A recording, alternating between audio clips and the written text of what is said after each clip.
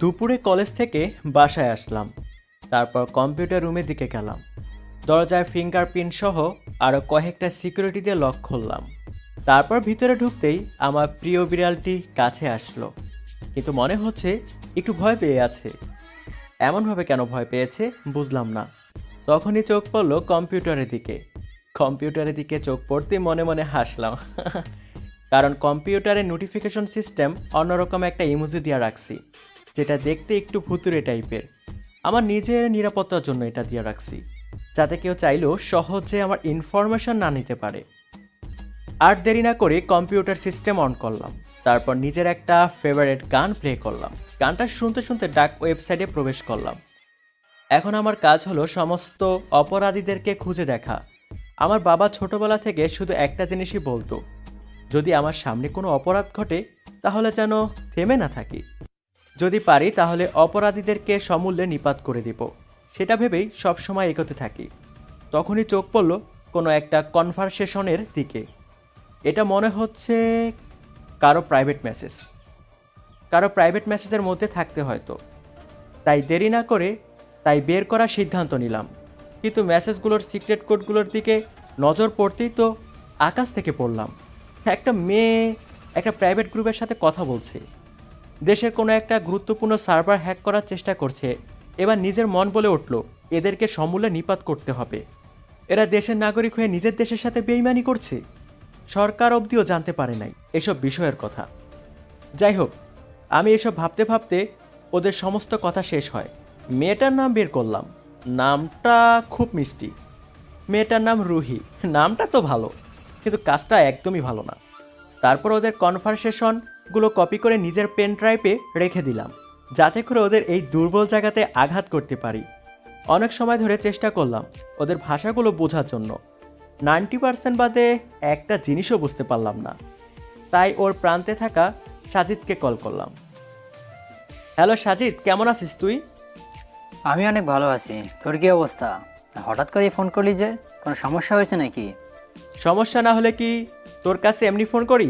আচ্ছা শোন, আমি একটা সিক্রেট কনভারসেশন দেখেছি। এটা অনেকগুলো কোডের মাধ্যমে করা হয়েছে। আমি 90% বুঝতে পারছি, কিন্তু আর একটাও বুঝতে পারছি না। তোকে দেখ, কোডগুলো পাঠিয়েছি, দেখে বল কিছু বুঝতে পারিস কি না। ওকে, আমি দেখছি। হ্যাঁ, এটা খুবই শর্টকাট কয়েকটা সিক্রেট মেসেজ। যারা একেবারে এই লাইনে নতুন তারা কিছুতেই বুঝতে পারবে না। আর এইটা অন্য কোনো গ্রুপের কনভারসেশন। আমরা যাদের হয়ে কাজ করি, অর্থাৎ এনএসআই, এটা হয়তো তাদের এই সিক্রেট কিছু মেসেজ। তারা হয়তো আমাদেরকেই না জানিয়ে কিছু করতে চাইছে।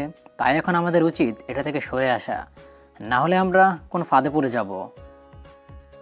আমি নিশ্চিত হয়েই তোকে বলেছি, এটা কখনো আমাদের এনএসআই এর মেসেজ হতে পারে না। আমি আমাদের সংগঠনের সবগুলো কোডই জানি। যদি তারা কোনো কাজ করতো তাহলে আমি অবশ্যই জানতাম। কিন্তু এই মেসেজগুলোর কোড দেখ। তারা দেশের নিরাপদ সার্ভার হ্যাক করে একজনকে মারতে চাইছে। তারা এই কাজের জন্য একটা মেয়েকে হায়ার করছে। তুই আমার একটা কথা শোন মাহফুজ, এসব ঝামেলা নিজেকে জড়াস না। এসব আমাদের দেখে কী লাভ বল? আমরা যে কাজ করি সেই কাজ থেকে তুই অন্য পথে চলে যাচ্ছিস। দেখ, কে কাকে মারলো সেটা দেখে আমাদের লাভ কি? আমরা জীবনটাকে উপভোগ করি, এটাই আমাদের জন্য বেটার হবে। তুই একটা কাজ কর, ওইখান থেকে লগ আউট করে বের হয়ে যা। আর এমনভাবে থাক যে আমরা কিছুই জানি না। আমি সেটা করতে পারবো না সাজিদ, কারণ আমি ওদের কনভার্সনগুলো কপি করে রেখে দিয়েছি। ওই, তোর মাথা কি খারাপ হয়ে গেছে নাকি? কি করছিস এইটা? দেখ সাজিদ, এটার সাথে একজন নির্দোষ মানুষের জীবন জড়িয়ে, আর তাকে এরা মারতে চায় যেহেতু তারা দেশের সার্ভার হ্যাক করার চেষ্টা করছে। আর এটার জন্য কাউকে মারতে চেষ্টা করছে, সেহেতু লোকটা একেবারে নির্দোষ। এখন তুই বল যে আমাকে সাহায্য করতে পারবি কি না। আমার আর কি বলার আছে? ঠিক আছে, আমি তোকে আমার সবটুকু দিয়ে সাহায্য করব। আচ্ছা ঠিক আছে, এখন তাহলে রাখি, আবার পরে কথা হবে। সাজিদের সাথে কথা বলা শেষ করতেই আম্মু ডাক দিল। তাড়াতাড়ি কম্পিউটার অফ করে রুম থেকে বের হলাম। হ্যাঁ আম্মু, বলো, ডাকছো কেন? সেই যে কলেজ থেকে আসছিস, আর কোনো খবর নাই তোর। এই কম্পিউটারের সামনে বসে কি করিস বল তো? তাড়াতাড়ি খেতে আয়। হ্যাঁ আম্মু, আসতেছি। ওহো, আপনাদেরকে তো আমার পরিচয় দিতেই মনে নাই। আমি সেই আপনাদের মাহফুজই আছি। বর্তমানে পড়ালেখা করি। বাবা মায়ের একমাত্র সোনার টুকরো, রূপার টুকরো তামার টুকরো ছেলে।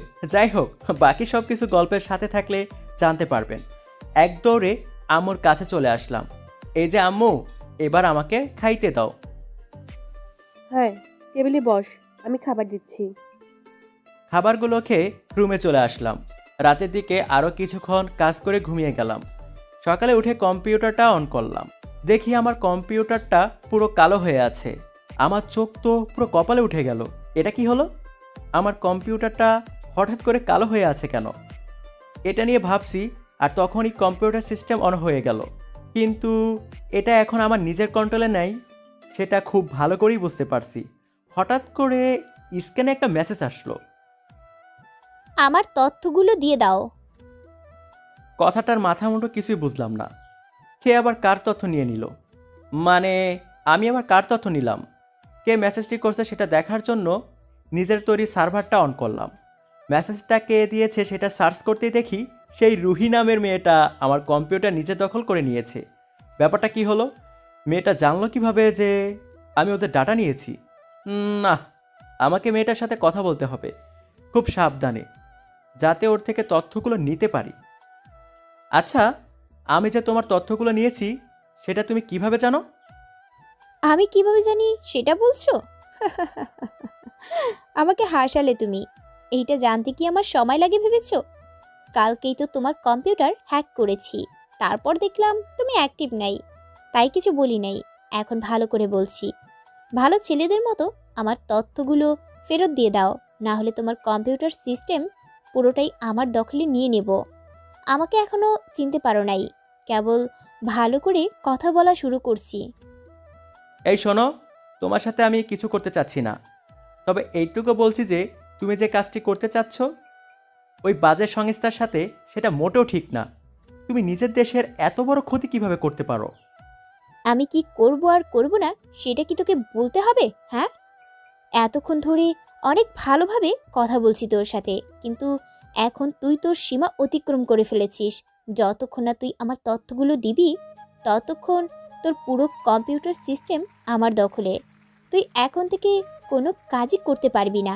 তবে একটা ইনবক্স ওপেন করে রাখছি, যখন সেখানে তথ্যগুলো দিবি অটোমেটিক তোর কম্পিউটার ঠিক হয়ে যাবে। বলে রুহি ইনঅ্যাক্টিভ হয়ে যায়। মেয়েটা হঠাৎ করে তুই তু করে শুরু করে দিল। তারপর কিছু না বলেই আমার সব কিছু ওর দখল করে নিয়েছে। মাথাটা তো পুরা গরম হয়ে গেল। ওই শয়তান মাইয়া আমার কম্পিউটার হ্যাক করে নিয়েছে, কিন্তু ওই সেমরি তো আর জানে না যে হ্যাকিংয়ের গুরু কেডা। দাঁড়া সেমরি, একটু ওয়েট কর, দেখ কম্পিউটার সিস্টেম কেমনে ফিরে নিয়ে আসি। তারপর আমার ডার্ক ওয়েবের সার্ভারটা অন করলাম। প্রায় 10 মিনিটের মধ্যে সব কিছু ফিরে নিয়ে আসলাম। তারপর রুহির সমস্ত সিকিউরিটি অফ করে নিশ্চিন্তে গিয়ে ঘুমিয়ে পড়লাম। এদিকে আমি মাহফুজের কম্পিউটার লক করে দিয়ে খুশি হয়ে বসে আছি। ঠিক তখনই প্রাইভেট গ্রুপটা আমাকে মেসেজ করলো। প্রাইভেট হ্যাকার গ্রুপটার নাম হলো এনজিও। আমি তখনই মেসেজ অপশনে চলে গেলাম। হ্যালো রুহি, তোমার কাজগুলো কত দূর এগোলো? স্যার, আমাদের কনভারসেশনগুলো একটা ছেলের কাছে চলে গেছে। রুহি, এটা কিভাবে হতে পারে? আমাদের তো সিকিউরিটি মেসেজ, কোডগুলো কিভাবে তাদের কাছে যেতে পারে? আমাদের কোডিং সিস্টেমগুলোর মধ্যে সে কিভাবে প্রবেশ করতে পারে? স্যার, সেটা তো আমিও বুঝতে পারছি না, তবে আমি খোঁজ নিয়ে দেখেছি আমাদের তথ্যগুলো আরও একজনের কাছে ট্রান্সফার হয়েছে। আমার মনে হয় এটা এনএসআই এর কোনো টিম মেম্বারের কাজ। ওরা প্রায় সারাদিন কম্পিউটারের সামনে বসে প্রাইভেট সার্ভারগুলো খুঁজে দেখে, আর সেগুলোর সিস্টেম হ্যাক করে নিয়ে দেশের জন্য কাজ করে। সেটা হলে তো আমাদের লক্ষ্যে আমরা পৌঁছতে পারবো না। এই দেশটাকে আমাদের নিজেদের আয়ত্তে নিয়ে আসতে হবে। এই দেশের একজন কর্মকর্তার জন্য আমি আমার কাছ থেকে বিতাড়িত হয়েছি। আমার পুরো টিমের বাইরেও তোমাকে আমি নিয়েছি, যাতে আমার কাজটা তোমাকে দিয়ে বিশ্বাসের সাথে করাতে পারি। যেভাবেই হোক তত্ত্বগুলো আমার ফেরত চাই। দরকার হলে আরও টিমমেট জোগাড় করো, আর কাজ না হলে ওই ছেলেটাকে ট্র্যাক করে মেরে দাও। ওর ঠিকানা জোগাড় করো যে কোনো মূল্যে। আমার ওই তথ্যগুলো ফেরত চাই। ইয়েস স্যার, আমি দেখছি কি করা যায়। আমার সর্বোচ্চ চেষ্টা করব, তবে আপনিও কাজ করুন, আপনার প্রতি আমার বিশ্বাস আছে। তারপর রুহি অফলাইনে চলে আসে। এদিকে মাহফুজ ওর মায়ের ডাকে ঘুম থেকে জেগে ওঠে। তারপর আস্তে আস্তে চোখ দুইটা খোলে। তারপর সামনেই ওর আম্মুকে দেখতে পায়। কি হলো আম্মু? এমন করে ডাকছো কেন? একটু শান্তিতেও ঘুমাতে দিবা না নাকি? আমার আরামের ঘুমটা নষ্ট করে দিলা তো। হ্যাঁ, আমি তো তোর ঘুম সবসময় নষ্ট করে দিই। ঘড়ির দিকে তাকাইছিস যে এখন কয়টা বাজে? পুরো 9:30 বাজে। আর মাত্র আধা ঘন্টা পরে তোর কলেজ। কলেজের তো দেরি হয়ে যাচ্ছে। আম্মুর মুখে সময়ের কথা শুনে লাফ দিয়ে উঠলাম। আরে বলো কি আম্মু, আজকে আমার এত দেরি হয়ে গেছে? তুমি আগে ডাক দিবা না আমাকে? দেখি সরো তো এখন। আম্মুকে সরিয়ে দিয়ে দৌড় দিয়ে ওয়াশরুমে চলে গেলাম। তারপর ফ্রেশ হয়ে হালকা নাস্তা করে নিলাম। রেডি হয়ে কলেজে চলে গেলাম। কলেজে আমার বেস্ট ফ্রেন্ড তাহাসিন। কলেজে গিয়ে দেখি বড় গাছটার নিচে বসে আছে। তখন ওর কাছে গেলাম। কিরে, তুই এভাবে বসে আছিস কেন? তো কি করব তুই বল। প্রত্যেক দিন তো তোর সাথে বসে গল্প করে তারপর একসাথে ক্লাসে যাই। তো আজকে কলেজে এসে দেখি তুই আসিসনি। মনে করলাম চলে আসবি, কিন্তু প্রায় 1 ঘন্টা ধরে বসে আছি, তোর দেখা মিলল না। তুই তো আবার রাজপুত্র, তোর আসতে দেরি হয়। এই রে মনু, আজকে সত্যি দেরি হয়ে গেছে। গুলু গুলু রে, তুই আমার জন্য বতে আতি তাই না? আজকে একটু ঘুমিয়ে পড়েছিলাম রে, এই জন্য দেরি হয়ে গেছে। হ্যাঁ হয়েছে, তুই আসছিস, এই আমার জন্য যথেষ্ট। আচ্ছা চল এখন ক্লাসে যাই, ক্লাসের সময় প্রায় হয়ে গেছে। ওহো হ্যাঁ, আচ্ছা চল। আজকে ভালো করে ক্লাস করব, আর তোরেও ক্লাস করাবো। দুজনে মিলে ক্লাসে চলে গেলাম। কয়েকটা ক্লাস করে দুজন বাইরে চলে আসলাম। দুপুরের দিকে অনেক ক্ষুধা লেগে গেল, তাই তাহাসিনকে নিয়ে ক্যান্টিনে গিয়ে কিছু খেয়ে নিলাম। কলেজ শেষ হলে বাসায় চলে আসলাম। তারপর রেস্ট নিয়ে খাওয়া দাওয়া করে ঘুমের দেশে চলে গেলাম। এদিকে রুহি নিজের কম্পিউটার অন করে মাহফুজের কম্পিউটার সিস্টেমে লগ ইন করলো, কিন্তু পাসওয়ার্ড দিলে বারবার এক্সচেঞ্জ ডিনাইড হতে লাগলো। কিছুতেই পাসওয়ার্ড কাজ করাতে পারলো না। রুহি বুঝে গেল যে মাহফুজ কম্পিউটার সিকিউর করে ফেলেছে। রুহির মাথায় তো আকাশ ভেঙে পড়ল, কারণ রুহি যে সিস্টেম লক দিয়ে রেখেছিল সেটা কোনো প্রো হ্যাকারের পক্ষেও লক খোলা পসিবল ছিল না। শুধুমাত্র ডার্ক সাইবার হ্যাকার কিংয়ের পক্ষেই লকটা খোলা সম্ভব। এবার রোহিত টনক নড়ে গেল। তাহলে কি ছেলেটা হ্যাকার কিং, নাকি কোনো হ্যাকার কিংয়ের আন্ডারে কাজ করে? রুহির মাথায় কিছুই কাজ করছে না। এবার কম্পিউটার অন করে সর্বপ্রকার চেষ্টা করতে লাগলো মাহফুজের কম্পিউটার হ্যাক করার জন্য। ঘুম থেকে একেবারে সন্ধ্যার সময় উঠলাম। তারপর আব্বু আম্মুর রুমে চলে গেলাম। দেখি আব্বু বাসায় চলে আসছে। আরে আব্বু, তুমি বাসায় কখন আসলে? এই তো একটু আগে বাসায় আসছি, তুই একদম ঠিক সময়ে চলে আসছিস। তুই না আসলে একটু পরে আমি তোকে ডাকতে যেতাম। কাছে এসে বস, তোর সাথে কিছু কথা আছে। হ্যাঁ আব্বু, ঠিক আছে, এই যে বসলাম। তুমি কি বলবে এবার বলো। আচ্ছা শোন, আমার অফিস থেকে অর্ডার আসছে, আমাদের আবার ট্রান্সফার হতে হবে। আর জায়গাটা খুব ভালো, আশা করি তোরও খুব ভালো লাগবে। আর সেখানে ভালো একটা কলেজ আছে, যেখানে তোর লেখাপড়া আরও ভালো হবে। আমরা পরশু চলে যাব ওখানে। আচ্ছা ঠিক আছে, তাহলে আমার সব কিছু গুছিয়ে নিই। তারপর খুশি মনে রুমে চলে আসলাম। তারপর কম্পিউটারটা অন করে ডাক ওয়েবে লগ ইন করলাম। তারপর প্রাইভেট গ্রুপটার সাইটে প্রবেশ করতে দেখি রুহি আমার আইডি ওদের দিয়ে দিয়েছে। রুহির কাণ্ড কারখানা দেখে একটু হাসি পেল। মেয়েটা জানে না যে আমি কি করতে পারি। ওদের এসব সিকিউরিটি দেখে আমি ভয় পাই না।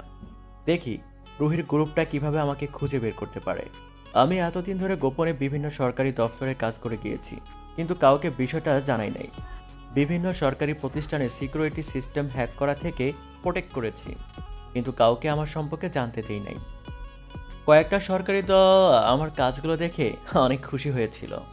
তখন আমাকে তাদের দলে কাজ করার জন্য অফার করেছিল, কিন্তু আমি একেবারেই না করে দিই। তারপর তারা আমাকে খোঁজার জন্য অনেক চেষ্টা করেছিল, কিন্তু আমার সার্চ সিস্টেম ব্লক করে দিয়েছিলাম। যাই হোক, এবার আমার আরও সতর্ক থাকতে হবে। আমি যদিও মনে করেছি যে এরা আমাকে কিছুই করতে পারবে না, তবুও সতর্ক থাকতে হবে। কম্পিউটারের কাছে আরও কিছুক্ষণ বসে থাকলাম, আর রুহির কথা চিন্তা করে হাসতে থাকলাম। বেচারি মেয়েটা আমার সিস্টেম হ্যাক করার জন্য কত চেষ্টাই না করছে, কিন্তু পারছে না। এসব কিছু ভাবছি, তখনই আমার মনে পড়ে গেল বাবার কথা। পরশুই তো আমাদের বাসা শিফট করতে হবে, কিন্তু এখানে তাহসিনকে ফেলে রেখে আমার যাওয়াটা পসিবল না, কারণ অনেক দিন ধরে একসাথে আছি। আর তাহসিনই একমাত্র আমার বেস্ট ফ্রেন্ড, ওকে ছাড়া কোনো কিছু করতে পারবো না। আমি এখনই ওকে ফোন করে বিষয়টা জানিয়ে দেই। আর দেরি না করে তাহাসিনের কাছে ফোন লাগালাম। হ্যালো তাহাসিন, কোথায় আছিস তুই? এই হাদারাম পোলা, এই রাতের বেলা বাড়িতে থাকবো না তো কই থাকবো? হ্যাঁ, আরে এভাবে রেগে যাচ্ছিস কেন তুই? তোর কাছে তো শুধু একটু জানতে চাইলাম যে কোথায় আছিস তুই, তাতে এমনভাবে বললি আমাকে। ওই মাহবুজ, তুই তো জানিসই যে আমি সন্ধ্যার পর থেকে বাইরে থাকি না, আর যদি কোথাও ঘুরতেই যাই তখন তোকে জানিয়ে তারপর যাই।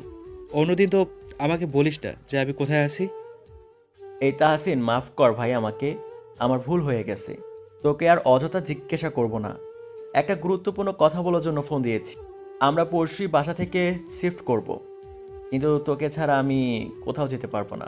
তোকে আমি নিয়ে যাব, সেখানে আমি নতুন কলেজে ভর্তি হব। তুই কি আমার সাথে যাবি? আরে সেটা আর বলতে হবে না, আমি তোদের সাথে সেখানে যাব। আর আঙ্কেল আন্টিও আনাকে অনেক ভালোবাসে, আমাকে নিশ্চয়ই নিয়ে যাবে তোদের সাথে। এই, তোর মাথা কি খারাপ হয়ে গেছে নাকি? আমি তোকে নিজের ভাইয়ের মতো মনে করি। সবাইকে বলি তুই আমার ভাই। সে স্কুল জীবনের শুরু থেকে দুজনে মিলে একসাথে আছি, সুখে দুঃখে একসাথে সময় কাটাই। আর তুই কিনা সন্দেহ করছিস যে আব্বু আম্মু তোকে আমাদের সাথে নিবে না? তারা জানে যে আমি তোকে ছাড়া কারোর সাথেই বের হই না। তুই তোর বাবা মায়ের কাছ থেকে অনুমতি নিয়ে নে। আমরা পরশুদিনই শিফট হয়ে যাব। নতুন পরিবেশে আশা করি অনেক ভালো লাগবে। আচ্ছা মাহবুজ, তুই কোনো চিন্তা করিস না, আমার বাবা মাও না করবে না। আমি আমার সমস্ত কিছু রেডি করে রাখছি তোর সাথে যাওয়ার জন্য। আচ্ছা ভাই, পরে কথা হবে। তারপর তাহাজিন ফোনটা কেটে দেয়। আজকের রাতটা তাহাজিনের অনেক খুশিতেই কাটবে। তাহাসিনের সাথে কথা বলা শেষ করে অনেক ভালো লাগছে। নতুন জায়গা যাব, সাথে করে বাবা মা আর বেস্ট ফ্রেন্ড যাবে। আর কিছুই লাগবে না আমার হাসি খুশি থাকার জন্য। তারপর এক দৌড়ে আব্বু আম্মুর রুমে চলে গেলাম। দেখি দুজনে বসে আছে। আসতে পারি? হ্যাঁ রে বাবা, ভিতরে আয়, বল কি বলবি। আম্মু, আমরা তো পরশু শিফট হয়ে যাচ্ছি। এখানে অনেক বছর সময় কাটিয়েছি। আর তাহাসিন আমার সবচেয়ে ভালো বন্ধু। ওকে ছাড়া আমি থাকতে পারবো না। এখানে একমাত্র ওর সাথেই থাকি, ঘোরাফেরা করি, সব কিছু ওর সাথেই করি। তাই আমি সিদ্ধান্ত নিয়েছি আমাদের সাথে তাহাসিনকে নিয়ে যাব। আমি জানি তোমরা ওকে খুব পছন্দ করো, নিজের ছেলের মতোই ওকে ভালোবাসো। আর আমার তো কোনো ভাই বোন নাই, তাহসিনকেই আমার নিজের ভাইয়ের মতো মনে করি। তোমরা কি বলো, ওকে নিয়ে যাব? কথাগুলো বলে মাথা নিচু করে ফেললাম। জানি না তারা অনুমতি দিবে কিনা। মাহফুজের কথা শুনে আর মাথা নিচু করা দেখে দুজনেই হেসে দিল। তারপর মাহফুজের বাবা মাহফুজের কাছে আসলো, মাহফুজের মাথাটা উঁচু করে ধরলো। এই পাগলি, তুই মাথা নিচু করে আছিস কেন? আমি কি তোকে কখনো না বলেছি? তুই তাহসিনকে রেডি হতে বল, আমরা ওর রুমের ব্যবস্থা করছি। ওকে, থ্যাংক ইউ বাবা। আমি তাহসিনকে খবরটা দিয়ে দিব। আমি না আজকে অনেক খুশি। তারপর নিজের রুমে চলে আসলাম। রাতে খেয়ে দিয়ে ঘুমিয়ে পড়লাম। সকালে ঘুম থেকে উঠে কলেজে চলে গেলাম। তাহসিনের সাথে দেখা হতেই অনেক খুশি হলাম। এই তাহসিন, আব্বু তো তোকে নিয়ে যাওয়ার পারমিশন দিয়ে দিয়েছে। আমি তো খুব খুশি। আরে আমার বাবা মাও আমাকে পারমিশন দিয়ে দিয়েছে, আমাদের যাওয়া একেবারেই কনফার্ম। আচ্ছা চল, ক্যান্টিন থেকে কিছু খেয়ে আসি। আচ্ছা চল যাই। তারপর দুজনে মিলে ক্যান্টিনে চলে গেলাম। তাহসিন, তোর যা ইচ্ছে আজকে অর্ডার কর। তোর আজকের সব বিল আমি দিয়ে দিব। আজকের ট্রিটটা আমার। আচ্ছা ঠিক আছে, দুজনের জন্য অর্ডার দিব। আমি আজকে আমার প্রিয় খাবারগুলো অর্ডার দিব, সাথে তুইও খাবি। আচ্ছা ঠিক আছে, অর্ডার কর, আমি খাবো। তারপর তাহসিন ওর পছন্দের খাবারগুলো দিয়ে দিল। তারপর দুজনে মিলে খাবারগুলো খেয়ে নিলাম।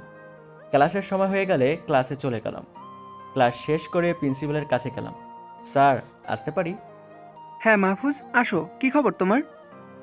স্যার, আলহামদুলিল্লাহ অনেক ভালো আছি। আপনি কেমন আছেন? আলহামদুলিল্লাহ, আমি অনেক ভালো আছি। তো তুমি কি জন্য আসলে? স্যার, আমার আর তাহসিনের টিসি নিতে হবে। আব্বু অন্য জায়গায় শিফট করবে, তাই আর এখানে আমার থাকাটা পসিবল হচ্ছে না। আমি তাহসিনকেও সাথে করে নিয়ে যাচ্ছি, তাই ওরও টিসি লাগবে। মাহফুজ, আমি তোমার টিসি দিয়ে দিচ্ছি, কিন্তু এই কলেজের সেরা ছাত্র হলে তুমি। আর তাসিন অনেক ভালো ছাত্র, তোমাদের জন্যই আমাদের এই কলেজ অনেক সম্মান পেয়েছে। তোমাদের জন্য শুভকামনা। যেখানেই থাকবে নিজেদের লেখাপড়াটা চালিয়ে যাবে। এই নাও, 2টা ফর্ম দিলাম, এখানে সাইন করে দিও, বাকিটা আমি দেখে নিব। আপনাকে অনেক ধন্যবাদ স্যার। তারপর দুজনে মিলে ফর্মটা পূরণ করে দিলাম। স্যারের রুম থেকে বের হয়ে বাসার উদ্দেশ্যে রওনা দিলাম। আজকে সব কিছু গুছিয়ে নিতে হবে। কালকে আবার শিফট করতে হবে। তাহাসিনও বাসা চলে গেছে। রাতে খেয়ে দিয়ে ঘুমিয়ে গেলাম। সকালবেলা ঘুম থেকে উঠে কম্পিউটার অন করলাম। তারপর দেখি বেশ কয়েকটা মেসেজ আসছে। মেসেজ অন করতেই তো চোখ কপালে উঠে গেল। রুহি আমাকে মেসেজ দিয়েছে। আমার নিজের চোখে যেন বিশ্বাস করতে পারছি না। মেয়েটা আবার কি হলো যে আমাকে মেসেজ করলো?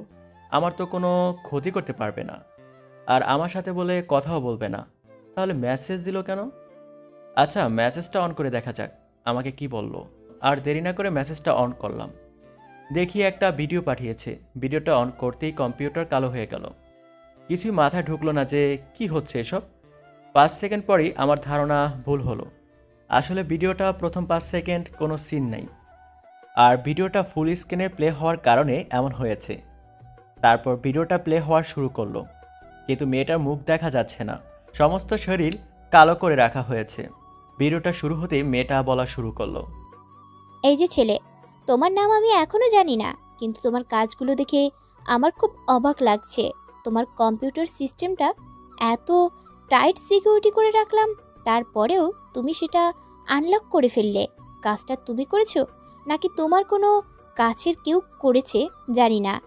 এই লকটা শুধুমাত্র একজন ডার্ক ওয়েবের প্রো হ্যাকার খুলতে পারে, কিন্তু তুমি কিভাবে সেটা খুললে আমি কিছুই বুঝতে পারছি না। তোমার কাজগুলো দেখেও তো অবাক হয়ে যাচ্ছি। তবে হ্যাঁ, তোমার বেশি দিন অপেক্ষা করা লাগবে না, আমাদের হাতে খুব তাড়াতাড়ি ধরা পড়ে যাবে তুমি। কথাটা শেষ হতেই ভিডিওটা শেষ হয়ে গেল। আমিও মনে মনে হাসতে থাকলাম। বেচারি পাগল মেয়েটা আমাকে ওয়ার্নিং ভিডিও দিয়েছে, কিন্তু রুহি আর ওর প্রাইভেট কোম্পানি তো বুঝতে পারছে না যে ওরা ওদের বসের সাথে পাল্লা লড়ছে। আমি যে কি পরিমাণে খাতারনাক হতে পারি সেটা পরে বুঝবো। আমার ভালো রূপ দেখছিস এতদিন ধরে, কিন্তু আমার খারাপ রূপটাও দৌড় বাকি আছে। তোমাদের পুরো প্ল্যান কিভাবে ভেস্তে দেই সেটাই শুধু তাকিয়ে দেখবে তখন। এই মাহফুজ, ঘুম থেকে উঠেছিস নাকি? হঠাৎ করে আম্মু ডাক দিল। হ্যাঁ আম্মু, ঘুম থেকে কিছুক্ষণ আগেই উঠেছি, আর আমার সব কিছুই গোছানো শেষ। তুমি খাবার রেডি করো। তারপর কম্পিউটার অফ করে দিয়ে তাহাসিনকে ফোন করলাম। কিরে, তুই কি রেডি হয়েছিস? হ্যাঁ রে, আমি রেডি হয়ে গেছি, আর তোর বাসায়ও পৌঁছে গেছি। আর 2 মিনিট লাগবে। ওহ, তাহলে তো খুব ভালো কথা। তুই তাড়াতাড়ি আয়, আমি তোর সাথে খাবার খাবো। তাহাসিনের কলটা কেটে দিয়ে রুম থেকে বের হলাম। বাসার সব জিনিসপত্র গুছিয়ে নিয়ে যাচ্ছি নতুন বাসায়। আমরা সবাই মিলে একটু পর রওনা দিব। তাহাসিনও চলে আসলো একটু পর। দুজনে মিলে একসাথে খেয়ে নিলাম। তারপর নিজের কম্পিউটার গুছিয়ে নিয়ে সবাই মিলে রওনা দিলাম। পুরো রাস্তা মাহফুজ আর তাহসিন মিলে গল্প করতে করতে গেল। দুজনে অনেক খুশি। মাহফুজের বাবা মাও দুজনের কাণ্ড দেখে অনেক খুশি হলো, কারণ তাহসিনকে তারা অনেক বিশ্বাস করে। মাহফুজের সাথে সব সময় থাকে। মাহফুজ আর তাহসিন একসাথেই সব কিছু করে। দুপুরের দিকে সবাই মিলে নতুন বাসায় এসে পৌঁছালো। মাহফুজ নিজের রুমটা বেছে নিয়ে প্রথমে কম্পিউটারটা ঠিক করে সেট আপ করে নিল, কারণ একটা গুরুত্বপূর্ণ মিশনে নেমেছে। একটা ভালো সুযোগও মাহফুজ মিস করতে চাচ্ছে না। তাহসিনও যতটুকু পারল মাহফুজকে সাহায্য করলো। পরে হোটেল থেকে খাবার এনে সবাই খেয়ে নিল। পুরো 2 দিন লেগে গেল বাসা ঠিক করতে। সকালবেলায় মাহফুজ আর তাহসিন দুজনে তৈরি হয়ে নিল, কারণ এখানে নতুন কলেজে অ্যাডমিশন নিতে হবে। দুজনে সকালের খাবার শেষ করে কলেজের উদ্দেশ্যে বেরিয়ে পড়ল। বাসা থেকে মাত্র 5 মিনিটের রাস্তা। একটু পরেই দুজনে কলেজে পৌঁছে গেল। মাহফুজ সরাসরি প্রিন্সিপালের রুমে চলে গেল। May I come in sir? হ্যাঁ, ভিতরে আসো। কিন্তু তোমাদেরকে তো চিনতে পারলাম না, কিছু বলবে? স্যার, আসলে আমরা এই কলেজে ভর্তি হব। বাসা চেঞ্জ করেছি 2 দিন হলো, তাই আগের কলেজে পড়া চালু রাখা পসিবল হচ্ছে না। আপনার কলেজে আসছি অ্যাডমিশনের জন্য। ও, তাই বলো। আচ্ছা ঠিক আছে, তোমাদের দুইজনকে আমি আমাদের কলেজে নিয়ে নিচ্ছি। এই যে নাও 2টা ফর্ম দিলাম, এগুলো পূরণ করে দাও, তাহলেই অ্যাডমিশন হয়ে যাবে তোমাদের। অনেক ধন্যবাদ স্যার। স্যারের কাছ থেকে 2টা ফর্ম নিয়ে পূরণ করে দিলাম। তারপর আর কোনো ক্লাস করলাম না। সেদিনের মতো বাসায় চলে আসলাম। রাতে খাওয়া দাওয়া শেষ করে কম্পিউটার নিয়ে বসলাম। নেট অন করতেই পরপর সাজিদের কয়েকটা মেসেজ চলে আসলো। তখনই সাজিদকে ভয়েস কল করলাম। হ্যাঁ মাহফুজ, বল কি অবস্থা তোর? এই তো অনেক ভালো আছি। তো তোর কি অবস্থা? হ্যাঁ, আমার আবার কি অবস্থা হবে, তুই তো আমাকে ভুলেই গেছিস। তোকে মেসেজ করলাম, তারপর আমাকে কল করলি। এই কয়দিনে তো একবার আমার খোঁজ করিস না যে আমি কেমন আছি, কি করছি। সরি রে ভাই, আসলে আমি কয়েকটা দিন অনেক ব্যস্ত সময় পার করলাম। বাসা চেঞ্জ করছি রে সাজিদ। আর যে এক জায়গা থেকে অন্য কোথাও শিফট করে শুধুমাত্র সেই বোঝে যে বাসা চেঞ্জ করতে কেমন প্যারা লাগে। আচ্ছা ঠিক আছে, যা রাগ জমেছিল সেগুলো জেরে ফেলে দিলাম। তো বল, কি করিস এখন? আরে আমি তো তোর সাথে কথা বলছি, কিন্তু তুই আমাকে মেসেজ দিয়েছিস। কোনো জরুরি দরকার না হলে গো আর এতগুলো মেসেজ দিস না। ও হ্যাঁ রে, যে কথা বলতে ফোন দিয়েছিলাম, তোর সাথে কথা বলতে বলতে ভুলেই গিয়েছিলাম। এই রুহি মেয়েটা তো আমাদের দুজনের আইডি হ্যাক করার জন্য উঠে পড়ে লেগেছে। দেখলাম সেই গ্রুপটার কাছে আমাদের আইডি দিয়েছে যাতে ওরা হ্যাক করতে পারে। হ্যাঁ, সেটা আমিও জানি। 2 দিন আগেই সেটা জানতে পারছি। সেই মেয়েটা আমার কাছে একটা ভিডিও পাঠিয়ে সতর্ক করে দিয়েছে। মেয়েটার কাণ্ড দেখে আমার হাসি পাচ্ছে। হ্যাঁ হাসি পাচ্ছে বা যাই হোক, তুই কিন্তু সাবধানে থাকিস। আর একটা গরম খবর হলো, ওরা যে ব্যক্তিটাকে মারার জন্য প্ল্যান করছে সেটা আমাদের দেশের প্রধানমন্ত্রী। খবর নিয়ে জানতে পারছি এই প্রাইভেট সংস্থার প্রধান ছিল প্রধানমন্ত্রীর ছেলের লোক। যত প্রকার সিকিউরিটি বিষয়ক কাজ ছিল সেই করতো, কিন্তু কোনো একটা কারণে তাকে সরকার বের করে দেয়। ওইখানেই তার ক্যারিয়ারের অবনতি ঘটে। তারপর থেকে লোকটা সরকারের পেছনে লেগে আছে। উদ্দেশ্য, সে সরকারকে হত্যা করে দেশটা নিজের হাতে নিয়ে নিবে। সাজিদের কথা শোনার পর আকাশ ভেঙে পড়ল মাথার উপরে। কি বলছে সাজিদ? এই সাজিদ, তোর মাথা ঠিক আছে তো? কি বলছিস এসব? দেশের সরকারকে মেরে ফেললে দেশ চালাবে কে? আরে তোকে যে কথাগুলো বললাম তার সবই সত্যি, কিন্তু এতে আমার তো কিছু করার নাই। তুই তো আমার একটা কথাও শুনবি না। আমি তো পুরোপুরিভাবে এনএসএ এর কাজ করি সব সময়, কিন্তু তুই সব দিকটাই একবার সামলাস। তবে তুই যদি কৌশল করে দিয়ে প্ল্যানটা নষ্ট করে দিস, তাহলে আমাদের দেশের জন্য বড় একটা পাওয়া হবে। আচ্ছা ঠিক আছে, টেনশন করিস না। আমি বিষয়টা আরো ভালোভাবে খতিয়ে দেখব। সাজিদ, এখন ফোনটা রাখি, পড়াশোনা করতে হবে। সাজিদের থেকে বিদায় নিয়ে কম্পিউটার অফ করে দিলাম। কিন্তু মাথায় সাজিদের একটা কথা বাজতে লাগলো। সংস্থাটি প্রধানমন্ত্রীকে মারার জন্য প্ল্যান করছে। অবশ্য সংস্থা বললে ভুল হবে, বলতে গেলে সংস্থাটির প্রধান এই কাজটা করতে চাচ্ছেন। আচ্ছা, আমিও দেখব কিভাবে তারা কাজটা করতে পারে। সময় মতো দেশের সিকিউরিটি সার্ভারে সিক্রেট মেসেজ দিয়ে দিলে প্রশাসন সঠিক ব্যবস্থা নিতে পারবে। এসব ভাবতে ভাবতে মাথাটা যেন ভার হয়ে যাচ্ছে। না, আর এসব নিয়ে এখন ভাবা যাবে না। তাসিনকে দেখলাম বই নিয়ে বসে আছে, তারপর আমিও একই বই নিয়ে ওর পাশে গিয়ে বসলাম।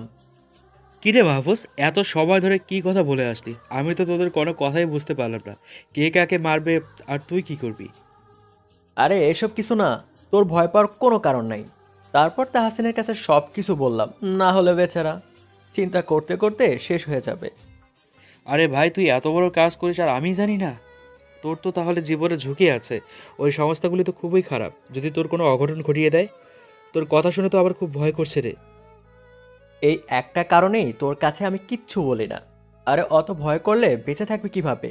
আর আমি এই কাজ আজকের থেকে করছি না, বুঝলি? এই পর্যন্ত নিজেকে আড়াল রেখে অনেকগুলো দেশের সার্ভার হ্যাক হওয়া থেকে বাঁচিয়েছি। আমার লোকেশন পর্যন্ত ওদেরকে জানার সুযোগ দেই নাই। আচ্ছা, এখন এসব কথা রাখ। আমার সাথে থাকলে আস্তে আস্তে সব কিছু বুঝে যাবি। এখন পড়াশোনাতে মনোযোগ দে। তারপর দুজন মিলে পড়াশোনাতে অনেক মনোযোগ দেয়, কারণ ভালো একটা রেজাল্ট করতে হবে। মাহফুজ যত কিছুই করুক না কেন, লেখাপড়াতে অনেক ভালো সবসময়। সেজন্য মাহফুজকে বাধা দেয় না। দুজনে মিলে লেখাপড়া শেষ করে খেতে চলে যায়। খাওয়া শেষ করে ঘুমিয়ে পড়ে, কারণ সকালে উঠে কলেজে চলে যেতে হবে। সকালবেলায় মাহফুজ উঠে পড়ে, তারপর অজু করে নামাজটা পড়ে নেয়। কিন্তু তাহসিন এখনও ঘুমিয়ে আছে। মাহফুজের এটা দেখে রাগ হয়ে যায়। এই তাহসিন, ঘুম থেকে উঠে নামাজ পড়ে নে, নামাজের সময় তো চলে যাচ্ছে। না, আর একটু পরে উঠবো, তারপর নামাজ পড়বো। ওরে ফাজিলটা বলে কি? আর একটু পরে উঠলে সূর্য মামা তো তোমার জন্য না উঠে বসে থাকবে। তাহসিনকে জোর করে উঠিয়ে ওয়াশরুমে পাঠিয়ে দিলাম। তারপর তাহসিন নামাজটা আদায় করে নিল। কলেজের সময় হয়ে গেলে দুজনে নাস্তা করে রওনা দিলাম। বাসা থেকে কলেজ একদম কাছে, মাত্র 5 মিনিটের রাস্তা। তাই দুজন গল্প করতে করতে চলে গেল। কলেজে ঢুকে প্রথমে নিজেদের ক্লাসটা বের করে নিল, তারপর ক্যাম্পাসে এসে বসে কিছুক্ষণ গল্প করলো। হঠাৎ করে মাহফুজের চোখ পড়ল একটা মেয়ের দিকে। মেয়েটা দূরে বসে ল্যাপটপে কাজ করছে। মেয়েটাকে দেখে মাহফুজ অবাক চোখে তাকিয়ে আছে। কোনো মানুষের চেহারা এত সুন্দর হয়? মেয়েটার দিকে অবাক চোখে তাকিয়ে থাকলাম। মেয়েটার দিকে চোখ পড়তেই ক্রাশ খেয়ে গেলাম। এত সুন্দর চেহারার মেয়ে আগে কখনো দেখি নাই। কিরে মাহফুজ, এভাবে তাকিয়ে কি দেখিস? আমার সাথে বসলি গল্প করতে, কিন্তু হঠাৎ করে কথা বলা বন্ধ করে দিলি কেন? আরে ভাই, সামনে তাকিয়ে দেখ, এরকম সুন্দর মেয়ে আগে কখনো দেখি নাই। আমার জীবনে ওই মেয়েটাকেই চাই। ওই কিরে, তোর মাথায় আবার কিসের ভূত চাপলো? হ্যাঁ, ওই মেয়েটাকে আমি তো দুদিন আগেই দেখেছি, যখন আমরা কলেজে ভর্তি হওয়ার জন্য আসছিলাম। সেদিন ওকে কলেজে দেখেছিলাম। মেয়েটা আমাদের কলেজে পড়ে। আমরা এই কলেজে নতুন আসলাম, কাউকেই চিনি না, জানি না আমাদের সিনিয়র নাকি জুনিয়র সেটাও জানি না। আর হুট করে বলে বসলি যে ওই মেয়েটাকেই তোর চাই, তাই না? আমি আর একটা কথাও শুনতে চাচ্ছি না। আমার ওই মেয়েটাকেই চাই। আগে ক্লাসের সবার সাথে পরিচয় হয়ে নেই, তারপর মেয়েটার সম্পর্কে জানা যাবে। আচ্ছা, ক্লাসে চল। তাহসিনকে নিয়ে ক্লাসে চলে গেলাম। একটু পরেই ক্লাসে স্যার চলে আসলো। আর অবাক করার বিষয় হলো, স্যারের সাথে সেই মেয়েটাও প্রবেশ করলো। আমি তো অনেক খুশি যে মেয়েটা আমাদের সাথে সেম ইয়ারে পড়ে। স্যার ক্লাস নেওয়া শুরু করলো। আজকে তোমাদের ক্লাস নেওয়ার আগে দুইটা ছেলের পরিচয় করিয়ে দিব।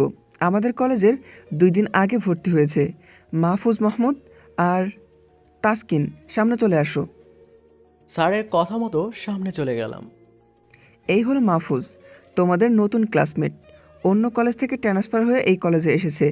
মাহফুজের রেজাল্ট আমরা দেখেছি, সাথে তাহসিনেরটাও দেখেছি।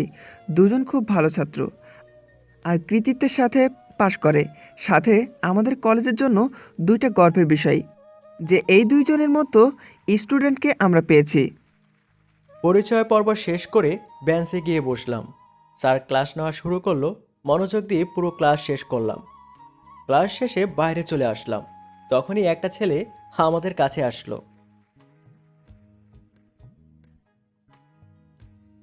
হাই, আমি সাফি। হাই, আমি মাহফুজ। তো কেমন আছো তুমি?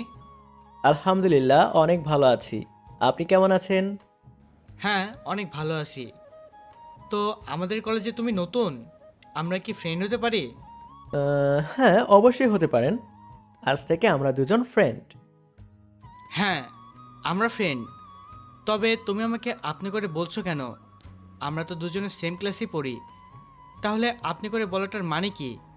এখন থেকে তোমার মুখে যেন আর আপনি ডাক না শুনি। বন্ধুদের মধ্যে সবসময় তুই করেই কথা চলে, তাই এখন থেকে আমরা দুজন তুই করেই বলবো। তাই এখন থেকে আমরা তুই করেই বলবো। আচ্ছা সাফি, তোকে আমার একমাত্র বেস্ট ফ্রেন্ডের সাথে পরিচয় করিয়ে দেই। তারপর তাহসিনকে সামনে আনলাম। সাফি, এই হলো আমার বেস্ট ফ্রেন্ড তাহসিন। আমরা অনেক ছোটবেলা থেকে একসাথে বড় হয়েছি। ওকে ছাড়া আমার একটা দিনও ভালোভাবে কাটে না। ওহ, তাই বল। আচ্ছা মাহফুজ, তোর বাসাটা কোথায় রে? আমার বাসা এই তো মাত্র 5 মিনিটের রাস্তা। এখান থেকে হেঁটে গেলে ওই বড় মাঠের সাথে লাগানো বাসাটা। আর তোর বাসা? আমার বাসা হলো সিনেমা হলের পাশে। সাফির সাথে পরিচয় হয়ে অনেক ভালো লাগলো। ছেলেটা খুব মিশুক প্রকৃতির, সবার সাথে খুব অল্প সময়ে ভালো বন্ধুত্ব করে ফেলতে পারে। যাই হোক, আর কয়েকটা ক্লাস করে বাসায় চলে আসলাম। ক্লাসগুলো করে অনেক ক্লান্ত হয়ে পড়েছি, কিন্তু এমনটা কেন হলো বুঝতে পারছি না। থাক, আর এসব নিয়ে মাথা খাটিয়ে লাভ নাই। নতুন জায়গা আসার কারণে মনে হয় এসব হয়েছে। রাতে সাজিদকে মেসেজ দিলাম, সাথে সাথে রিপ্লাই দিল। কিরে, কেমন আছিস তুই? অনেক ভালো আছি রে, তবে একটা মেয়ের উপরে ক্রাশ খাইছি। এই প্রথম তোর ভাইটা কোনো মেয়েকে মন দিয়ে ফেলেছে।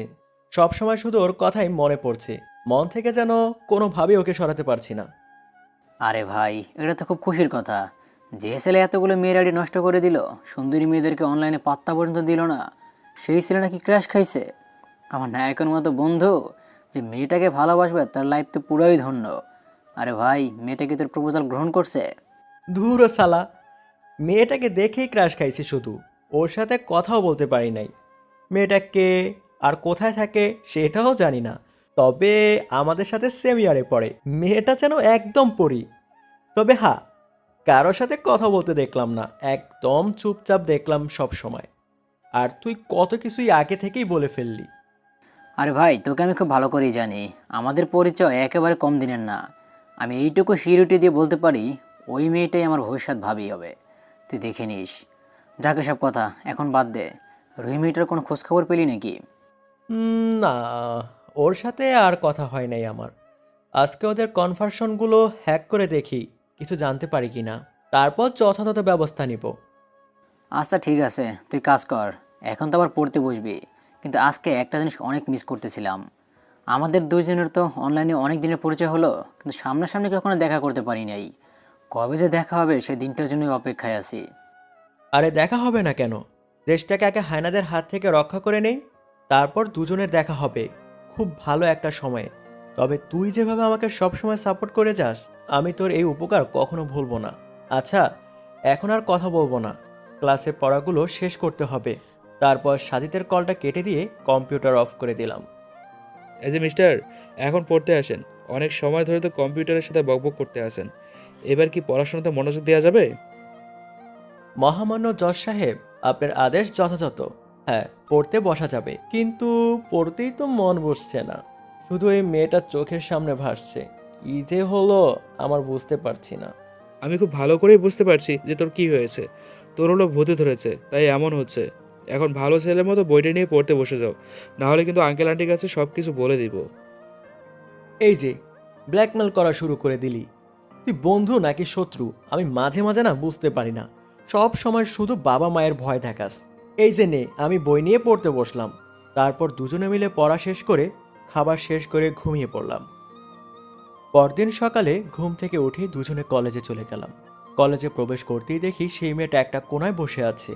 আমি আর অন্যদিকে মনোযোগ দিতে পারলাম না। আজকে যেভাবেই হোক মেয়েটার সাথে কথা বলতেই হবে।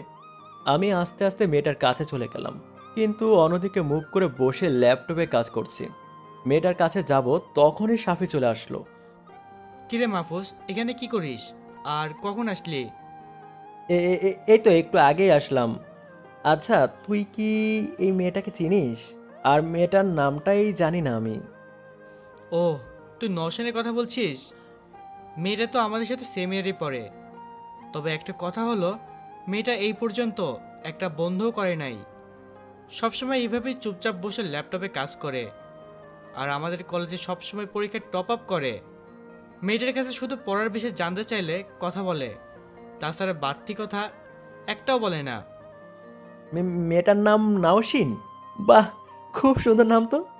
আমি তো দূর থেকে দেখে ওর উপরে ক্রাশ খাইছি। দূর থেকে অতটা ভালো করে দেখতে পারি নাই, তবে দূর থেকে যেরকম সৌন্দর্য দেখতে, তাতেই তো মনের মধ্যে গেঁথে গেছে। জানি না কাছে থেকে দেখলে আমার অবস্থা কি হবে। আমি এখনই ওর কাছে যাব, আর আমার ভালোবাসা ওকে শিখতে করে নেব। আরে এটাতে কোনো লাভ নাই। মেয়েটা তোর সাথে কথা বলবে না। আমি ওর সাথে কথা বলার জন্য গিয়েছিলাম, কিন্তু পারি নাই। আমি আর এক মুহূর্ত দেরি না করে মেয়েটার কাছে চলে গেলাম। এই যে তোমার সাথে আমার কিছু কথা আছে। মেয়েটা মাহফুজের কথা শুনে ঘুরে তাকালো। হ্যাঁ, কিছু বলবেন? মেয়েটাকে দেখেই তো অজ্ঞান হয়ে যাওয়ার পালা আমার। এটা আমি কাকে দেখলাম? মেয়েটাকে দেখেই তো অজ্ঞান হয়ে যাবার পালা হলো আমার। এটা আমি কাকে দেখছি? এ তো দেখি আমার ধারণা থেকেও বেশি সুন্দরী। আমার সামনে যেন একটা পরীকে দেখতে পাচ্ছি। এক দৃষ্টিতে মেয়েটার দিকে তাকিয়ে থাকলাম। মেয়েটার দিকে তাকালে আমি দুনিয়ার সব কিছু ভুলে যাচ্ছি, অন্য একটা জগতে হারিয়ে যাচ্ছি। মেয়েটা মাহফুজের দিকে তাকিয়ে অবাক হয়। কি কারণে ডাকলো কিছুই বুঝতে পারছি না। ছেলেটি একভাবে আমার দিকে তাকিয়ে আছে। এই যে, আপনি কি আমাকে কিছু বলবেন? মেয়েটার কথা শুনে চমকে উঠলাম, কারণ এত সময় নিজের ভিতরে ছিলাম না, অন্য জগতে হারিয়ে গিয়েছিলাম। ওহ সরি, আপনার সাথে একটু কথা বলার জন্য ডেকেছিলাম। তারপর আর মুখ দিয়ে শব্দ বের হচ্ছে না। মেয়েটার দিকে তাকিয়ে কথা বলতেই পারছি না। সরি, আমি দুঃখিত। আমি চাইলেই এখন আপনার সাথে কথা বলতে পারবো না। আমার এখন কিছু পড়াশোনা করতে হবে, তাই চাইলেই আপনার সাথে এখন কথা বলতে পারবো না। তবে যদি কোনো পড়াশোনার বিষয় থাকে তাহলে বসতে পারেন। না, আমি এমনি মনে করলাম তোমার সাথে গল্প করব, কিন্তু তুমি যেহেতু ব্যস্ত আছো তাই আর এখন কথা বলবো না। তুমি পড়াশোনা করো। কথাটা বলতে দেরি মেয়েটা ল্যাপটপে কাজ করতে শুরু করে দিল। আমি মেয়েটার দিকে মুক্ত চোখে তাকিয়ে আছি। এদিকে তাহসিন মাহফুজের কাণ্ড দেখে অবাক না হয়ে পারল না, কারণ মাহফুজের অনেকবার ডেকেছে, কিন্তু তারপরেও মাহফুজের কোনো সাড়া নেই। তাই এবার মাহফুজের কাছে গিয়ে জোর করে দূরে নিয়ে আসলো। কিরে মাহফুজ, তোর আবার কি হলো? সেই কখন থেকে তোকে ডেকে চলেছি, কিন্তু তোর কোনো সারা শব্দই পাচ্ছি না। কি এমন হলো তোর ওই মেয়েটাকে দেখে? তার তো আমি কিছুই বুঝলাম না। আরে তোদের ভাবিকে পেয়ে গেছি, ওই মেয়েটাকেই তোদের ভাবি বানাবো। তুই কি পাগল হয়ে গেলি নাকি? আমার তো কিছুই মাথায় ঢুকছে না। আরে পাগল হই নাই, মাথাটা একদম খারাপ হয়ে গেছে। যে মেয়েটা পাত্তাই দিল না, তাকেই বলে কি না বউ বানাবে। এই তোর একটু কষ্ট করে মুখটা বন্ধ করতো। কি করে মেয়েটাকে নিজের করে নিতে হবে সেটা আমি খুব ভালো করেই জানি। আচ্ছা এখন চল ক্লাসে যাই। তারপর সবাইকে নিয়ে ক্লাসে চলে গেলাম। সাফি অল্প সময়ের মধ্যেই আমাদের অনেক কাছের বন্ধু হয়ে গেছে। ক্লাসগুলো শেষ করে তাড়াতাড়ি বাসায় চলে আসলাম। তারপর দুপুরের খাবারটা শেষ করলাম। তাহাসিন তো আজকে মনে হলো রাক্ষস হয়ে গেছে। আম্মুকে বললাম যে তাহাসিনকে কম খেতে দিতে, কিন্তু ব্যাপারটা ঠিক তার উল্টাটা ঘটলো। আমাকে রাগানোর জন্য তাহসিনকে খুব আদর করে খাইয়ে দিল, কিন্তু আমার আর কি করার। মনে হলো আমি এই পরিবারের কোনো সন্তানই না। পরে তাহসিন আমার অবস্থা দেখে আম্মুকে বলল আমাকে খাইয়ে দিতে। সত্যি আজকের খাবারটা খুব মজা করে খেয়েছি, আর আম্মু আমার ফেভারিট খাবার রান্না করেছিল। যাই হোক, খাবার শেষ করে একটু ঘুমিয়ে নিলাম। এক ঘুমে বিকাল হয়ে গেল। ঘুম থেকে উঠেই কম্পিউটারটা অন করলাম। সঙ্গে সঙ্গে সাজিদ আমাকে কল দিল। হ্যাঁ সাজিদ, বল কি অবস্থা? দোস্ত, অবস্থা তো অনেক খারাপ হয়ে গেছে। ওই রোহিত টিমটা সরকারকে মেরে ফেলার সমস্ত রকম প্ল্যান বানিয়ে ফেলেছে। তুই যদি গভর্নমেন্টকে বিষয়টা জানিয়ে না দিস, তাহলে আমাদের দেশের বড় একটা ক্ষতি হয়ে যাবে। বলিস কি তুই? আমি সব রকমের খবর নিয়ে নিয়েছি, আর আমি পুরোপুরিভাবে নিশ্চিত হয়েই তোকে ফোন দিয়েছি। তুই আমাকে এই কাজে দায়িত্ব দিয়েছিলি, আমি সেটা তোকে সুন্দরভাবে করে দিয়েছি। কিন্তু এখন যদি তুই কোনো পদক্ষেপ না নিস, তাহলে বড় কিছু হয়ে যেতে পারে। এই ব্যাপারে আমি আর কিছু বলতে পারছি না। আচ্ছা ঠিক আছে, বিষয়টা আমি দেখছি। এই পর্যন্ত আমাদের দেশের কোনো ক্ষতি আমি হতে দেই নাই, আর এবারও কোনো ক্ষতি হতে দেব না। আমি আমাদের দেশের সিকিউরিটি সার্ভারে মেসেজ করে বিষয়টা সবাইকে নিশ্চিত করে দেব, যাতে সরকার সময় মতো সব ধরনের পদক্ষেপ গ্রহণ করতে পারে। আচ্ছা তুই এখন ফোনটা রাখ, আমি আজকে রাতেই সমস্ত কিছু ব্যবস্থা করব। সাজিদের সাথে কথা বলা শেষ করে পড়াশোনায় মনোযোগ দিলাম, আর সাজিদের কথা মতো কাজটা রাতেই সেরে ফেলব। রাতের দিকে খাওয়া দাওয়া শেষ করে বিষয়টা নিয়ে বসলাম। বিষয়টা একটু ঘেঁটে দেখলাম আসলেই অনেক বড় ষড়যন্ত্র করছে এরা। তারপর রোহিতের সব ফাইলগুলো কপি করে নিয়ে হত্যা করার বিষয়টা বের করে আলাদা ফাইল তৈরি করলাম। এবার আমাদের দেশের সিকিউরিটি সার্ভার প্যানেলে গিয়ে মেসেজ দিলাম, হ্যালো গাইস। হ্যালো, কে বলছেন আপনি? আপনার পরিচয় কি? আমাদের প্যানেলে তো বাইরের কোনো মানুষ ঢুকতে পারে না, তাহলে আপনি কেমন করে ঢুকলেন? আমি কেমন করে ঢুকলাম সেটা জানার কোনো প্রয়োজন নাই। আমি একটা ফাইল আপনাদেরকে পাঠিয়ে দিচ্ছি। আমাদের সরকারকে একটা প্রাইভেট সংস্থা মেরে ফেলার প্ল্যান তৈরি করছে। তাদের সেইগুলোর ডিটেলস এখানে দিয়ে দিয়েছি। যত দ্রুত সম্ভব এটা সরকারকে জানিয়ে জরুরি পদক্ষেপ নিন। আপনাকে তো আমরা চিনি না, আপনি যে আমাদের সঠিক খবর দিচ্ছেন তার প্রমাণ কি? কথা বলতে যাব তখন দেখি প্যানেলের লোকেরা আমার লোকেশন ট্র্যাক করার চেষ্টা করছে। এই যে ভাই, আমার লোকেশন ট্র্যাক করার ফালতু চেষ্টা করছেন আপনারা। আমাকে খুঁজে পাওয়া অত সোজা নয়। আপনাদেরকে যা বলছি তাই করুন। একজন দেশের নাগরিক হয়ে আমার কর্তব্য করলাম। এবার আপনারা বাকি কাজটা করুন। আর কোনো সাহায্য লাগলে আমাকে মেসেজ করবেন, কিন্তু আমাকে খুঁজে পাবেন না। তারপর ফাইলটা পাঠিয়ে দিয়ে প্যানেল থেকে বেরিয়ে আসলাম। এখন শুধু সকালের জন্য অপেক্ষা করব, দেখি সরকারের লোকেরা কি করতে পারে। না হলে আমাকে সমস্ত কাজ করতে হবে। নিশ্চিন্তে ঘুমিয়ে পড়লাম। সকালে ঘুম থেকে উঠেই কম্পিউটার অন করলাম, তারপর ইউটিউবে ঢুকলাম। হঠাৎ একটা ভিডিও দিকে চোখ পড়তেই চোখ টানাবড়া হয়ে গেল। এটা আমি কি দেখছি? ভিডিওটা তো দেখে মনে হচ্ছে বড় কোনো কিছু হ্যাক হয়ে গেছে। তাড়াতাড়ি ভিডিওটা প্লে করলাম। আজকের সব থেকে বড় খবর হলো আমাদের দেশের অন্যতম হ্যাকার গ্রুপ হ্যাকার কিংস গ্রুপটা হ্যাক হয়ে গেছে। এবার কারা করেছে সেটা নিশ্চিত হওয়া যায়নি। কারণ তারা হ্যাক করার সময় নিজেদের পুরো পরিচয় গোপন করে রাখছিল। এখন তাদের পরিচয় গোপন আছে, কিন্তু একটা মেয়ে কিছুক্ষণ আগে একটা ভিডিও একটা চ্যানেলে দিয়েছে। মেয়েটার ভিডিওটা দেখে নিন। আজকে এই বড় গ্রুপটা হ্যাক করে অনেক ভালো লাগছে, কারণ এরা একটা অনৈতিক কাজ শুরু করছিল। আমি শুধুমাত্র তাদেরকেই আক্রমণ করি যারা খারাপ কাজ করতে উদ্বুদ্ধ হয়। তবে এই কাজটা করার পেছনেও আমার একটা মেসেজ আছে, আর সেটা হলো আমি হ্যাকার জগতের সবথেকে বড় খাতারনাক বিল্লা ভাউকে তালাশ করছি। আমি তার সাথে কথা বলতে চাই, কারণ আমাদের গুরুত্বপূর্ণ কিছু ফাইল নিয়েছে, যার জন্য আমার এখন অনেক সমস্যা হচ্ছে। আর হ্যাঁ, আমার পরিচয়টা দিয়ে দেই, আমি হলাম হ্যাকার গার্ল। বর্তমানে নেট দুনিয়ার সব কিছু শেষ করে দিতে পারবো। তাই বিল্লা ভাউকে বলছি আমার সাথে যোগাযোগ করুন। আমি আমার একটা কোডিং দিয়ে দিচ্ছি 54WX। এইটা একমাত্র বিল্লা ভাউ বুঝতে পারবে। আমার সাথে আপনি খুব তাড়াতাড়ি দেখা করুন, না হলে আমি হ্যাকার গ্রুপগুলো হ্যাক করতেই থাকবো। মেয়েটা লাইভ কেটে দিল, কিন্তু ওর হাত ছাড়া আর কিছুই দেখতে পারলাম না। তবে মেয়েটার হাতের উপরে একটা কাটা চিহ্ন দেখতে পেয়েছি, আর এই চিহ্নটা আমি কোথাও দেখেছি মনে হচ্ছে, কিন্তু কোথায় দেখেছি? ওহো, মনে পড়েছে। এরকম চিহ্ন তো আমি রুহির হাতে দেখেছি।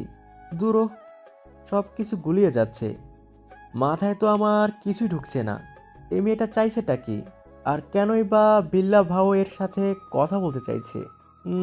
না, মাথার মধ্যে সব কিছু জট পাকিয়ে যাচ্ছে। যাক, যা দেখার দেখে নিয়েছি।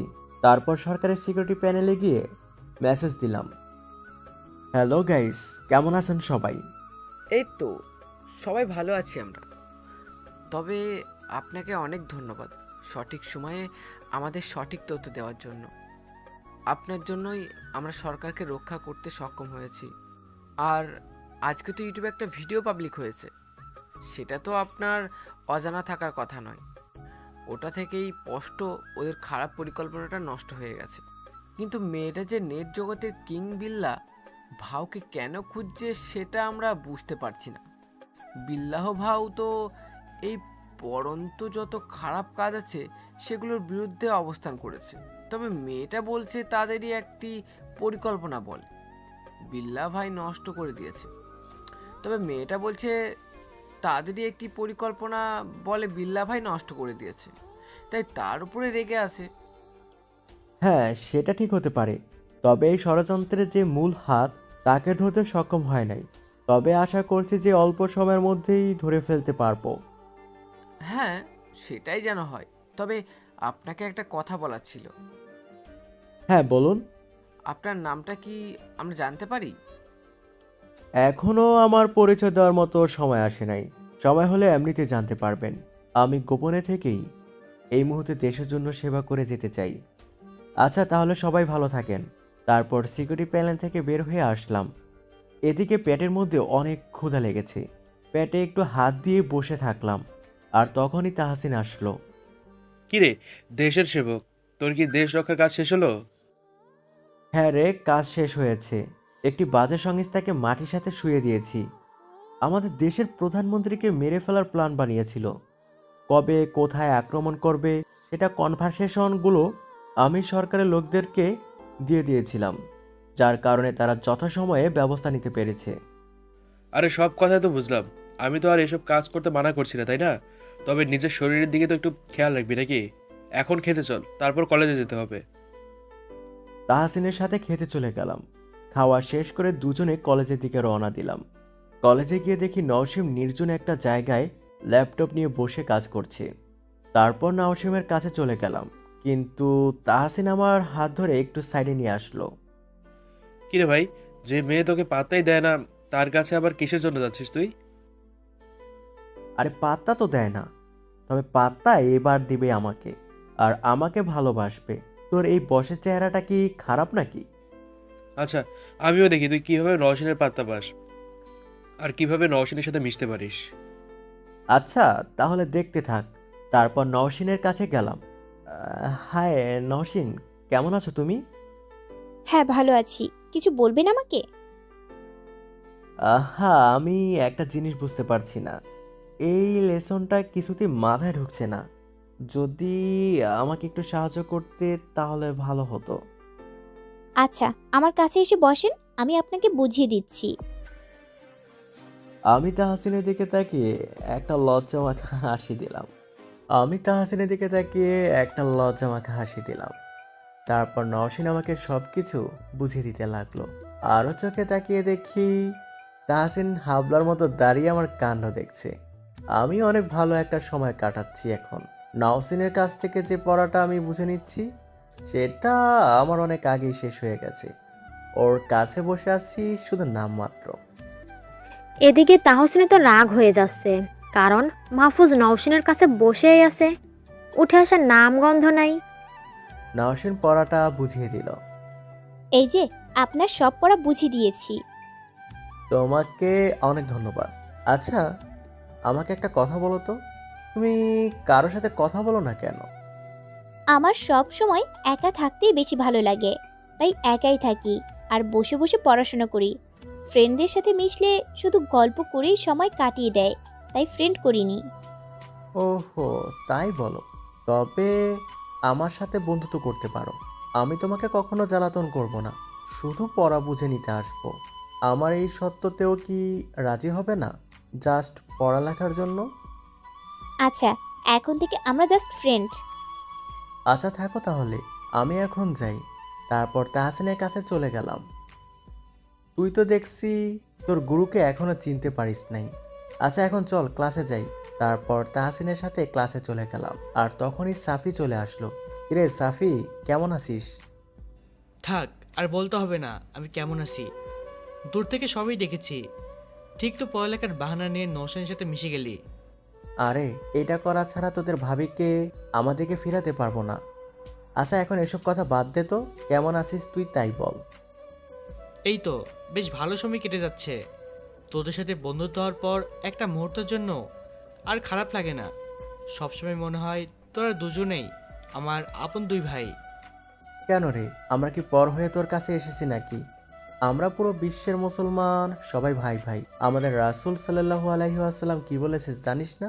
মুসলমান যে কোনো ভাই যে প্রান্তেই থাকুক না কেন, সবাই একটা দেহের মতো আর একে অপরের ভাই। তাই আমরা থাকতে নিজেকে আর কখনো একা ভাববি না।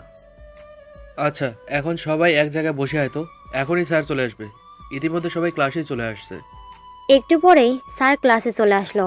সব কয়টা ক্লাস করে সবাই বাইরে বের হয়ে আসলো। আমার আজ অনেক ক্ষুধা লেগে গেছে, এখন কিছু না খেয়ে বাসা যেতে পারবো না। চল ক্যান্টিনে গিয়ে দুপুরে খাবারটা খেয়ে নিই। আজকে তোদের যা ইচ্ছা অর্ডার করবি। তাহলে তো আজকে অনেক মজা হবে। অনেক দিন হলো তুই আমাকে খাওয়াতে নিয়ে যাস না। এখন তাড়াতাড়ি চল ক্যান্টিনে যাই।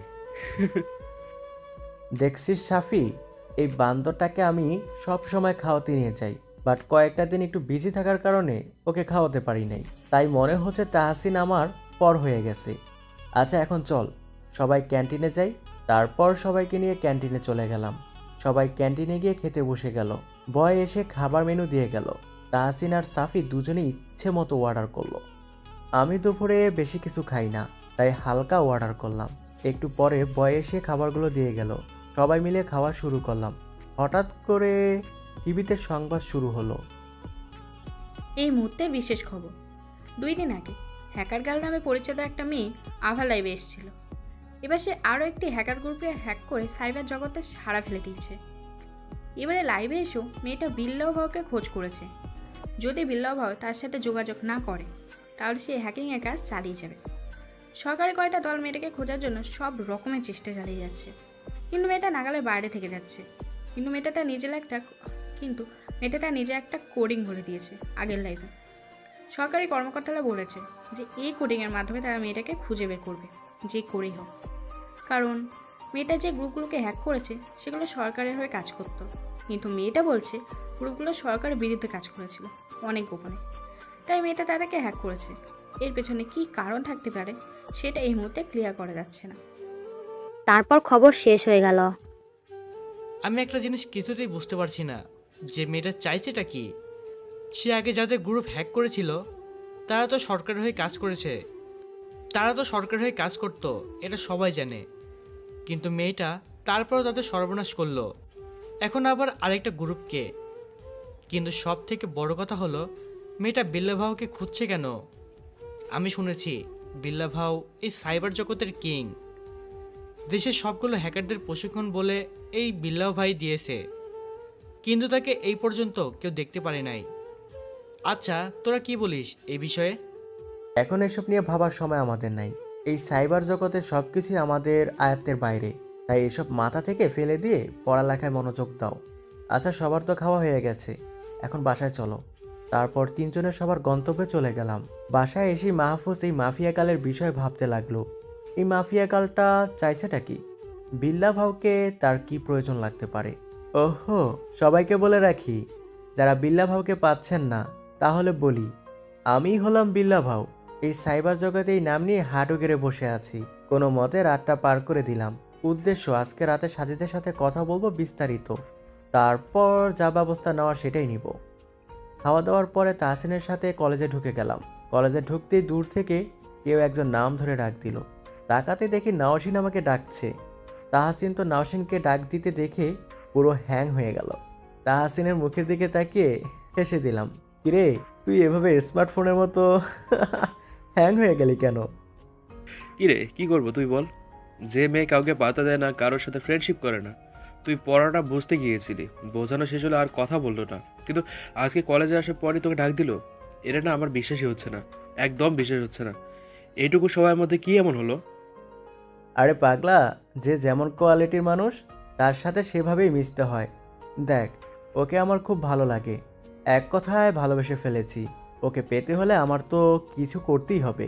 মেয়েটা কারোর সাথে কথা বলে না, কিন্তু ওর কাছে কোনো পড়াশোনার বিষয় নিয়ে গেলে সুন্দরভাবে তাকে বুঝিয়ে দেয়। যেমন একজন বেস্ট ফ্রেন্ডকে আরেকটা ফ্রেন্ড কেয়ার করে, তেমনই ওর সাথেও তেমন করেছি। গতকাল ওকে একটা অ্যাসাইনমেন্ট করে দেওয়ার কথা বলেছিলাম, মনে হয় সেই জন্যই ডাকছি, তাছাড়া বেশি কিছু না। বুঝলাম। এবার যা, তুই তোর প্রেমিকের কাছে যা। সত্যি সত্যিই বলতে হবে ভাই, তুই জিনিয়াস বটে। তাহসিনের দিকে তাকিয়ে হেসে দিলাম। তারপর নওশিনের কাছে চলে গেলাম। হ্যাঁ নওশিন, বলো, ডাকছো কেন? আরে, তোমাকে না ডেকে আমার উপায় আছে নাকি? গতকাল বললে আমি যেন তোমার অ্যাসাইনমেন্টটা করে দিই, তাই তো তোমার জন্য এটা করে নিয়ে আসলাম। কিন্তু তোমাকে বলেছিলাম কলেজে আরও একটু আগে আসতে, কিন্তু তুমি তো সে দেরি করেই ফেললে। ও সরি নওশিন, আমি আসলে কথাটা ভুলেই গেছিলাম। সবটা ওই তাহসিনের জন্য হয়েছে। এই যে হয়েছে, আর কাউকে দোষ দিতে হবে না, আর কোনো সরিও বলতে হবে না। তুমি যে প্রত্যেক দিন এই সময়ে কলেজে আসো সেইটা আমি জানি। আচ্ছা, এই নাও তোমার অ্যাসাইনমেন্ট। নওশিনের হাত থেকে অ্যাসাইনমেন্টটা নিতে গেলাম, ঠিক তখনই একটা জিনিসে আমার চোখ আটকে গেল। নওশিনের হাতের উপরে একটা কাটা চিহ্ন, ঠিক যেরকমটা আমি হ্যাকার গার্ল আর রুহির হাতে দেখেছিলাম। কিন্তু এরকম চিহ্ন নওশিনের হাতে কেন? মাথার চিন্তাটা তখনই অন্যদিকে মন নিল। তাহলে কি নওশিনই সব কিছু করেছে? এই হ্যাকার গার্ল, রুহি আর নওশিন কি একজনই ব্যক্তি? তাহলে কি সব কিছুর পিছনেই নওশিনের হাত রয়েছে? এই মাহফুজ, তোমার আবার কি হলো?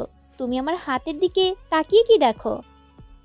অ্যাসাইনমেন্টটা নিজের হাতে নিলাম, তারপর নওশিনের দিকে তাকালাম। নওশিন, তোমার হাতের এই কাটা দাগটা দেখতেছি, এই দাগটা আমার খুব চেনা লাগছে। ঠিক এইরকম একটা দাগই আমি হ্যাকার কালের হাতে দেখেছি। মাহফুজের কথা শুনে চমকে উঠলাম, সাথে সাথে নিজের হাতটা টান দিলাম। চোখে একটু ভয়ের রেখা দেখা দিল। এই মাহফুজ, তুমি কি বলছো এগুলো? আমার এই দাগ হ্যাকার গার্লের মতো হবে কেন?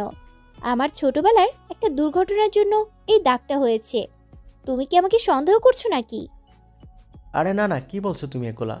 তোমাকে আমি সন্দেহ করব কেন? আমি গো শুধু আমার সন্দেহের কথাটা জানালাম। এই পাগলিটাকে কি আমি সন্দেহ করতে পারি নাকি? আই আই, তুমি আমাকে কি বললে? কাকে পাগলি বললে তুমি?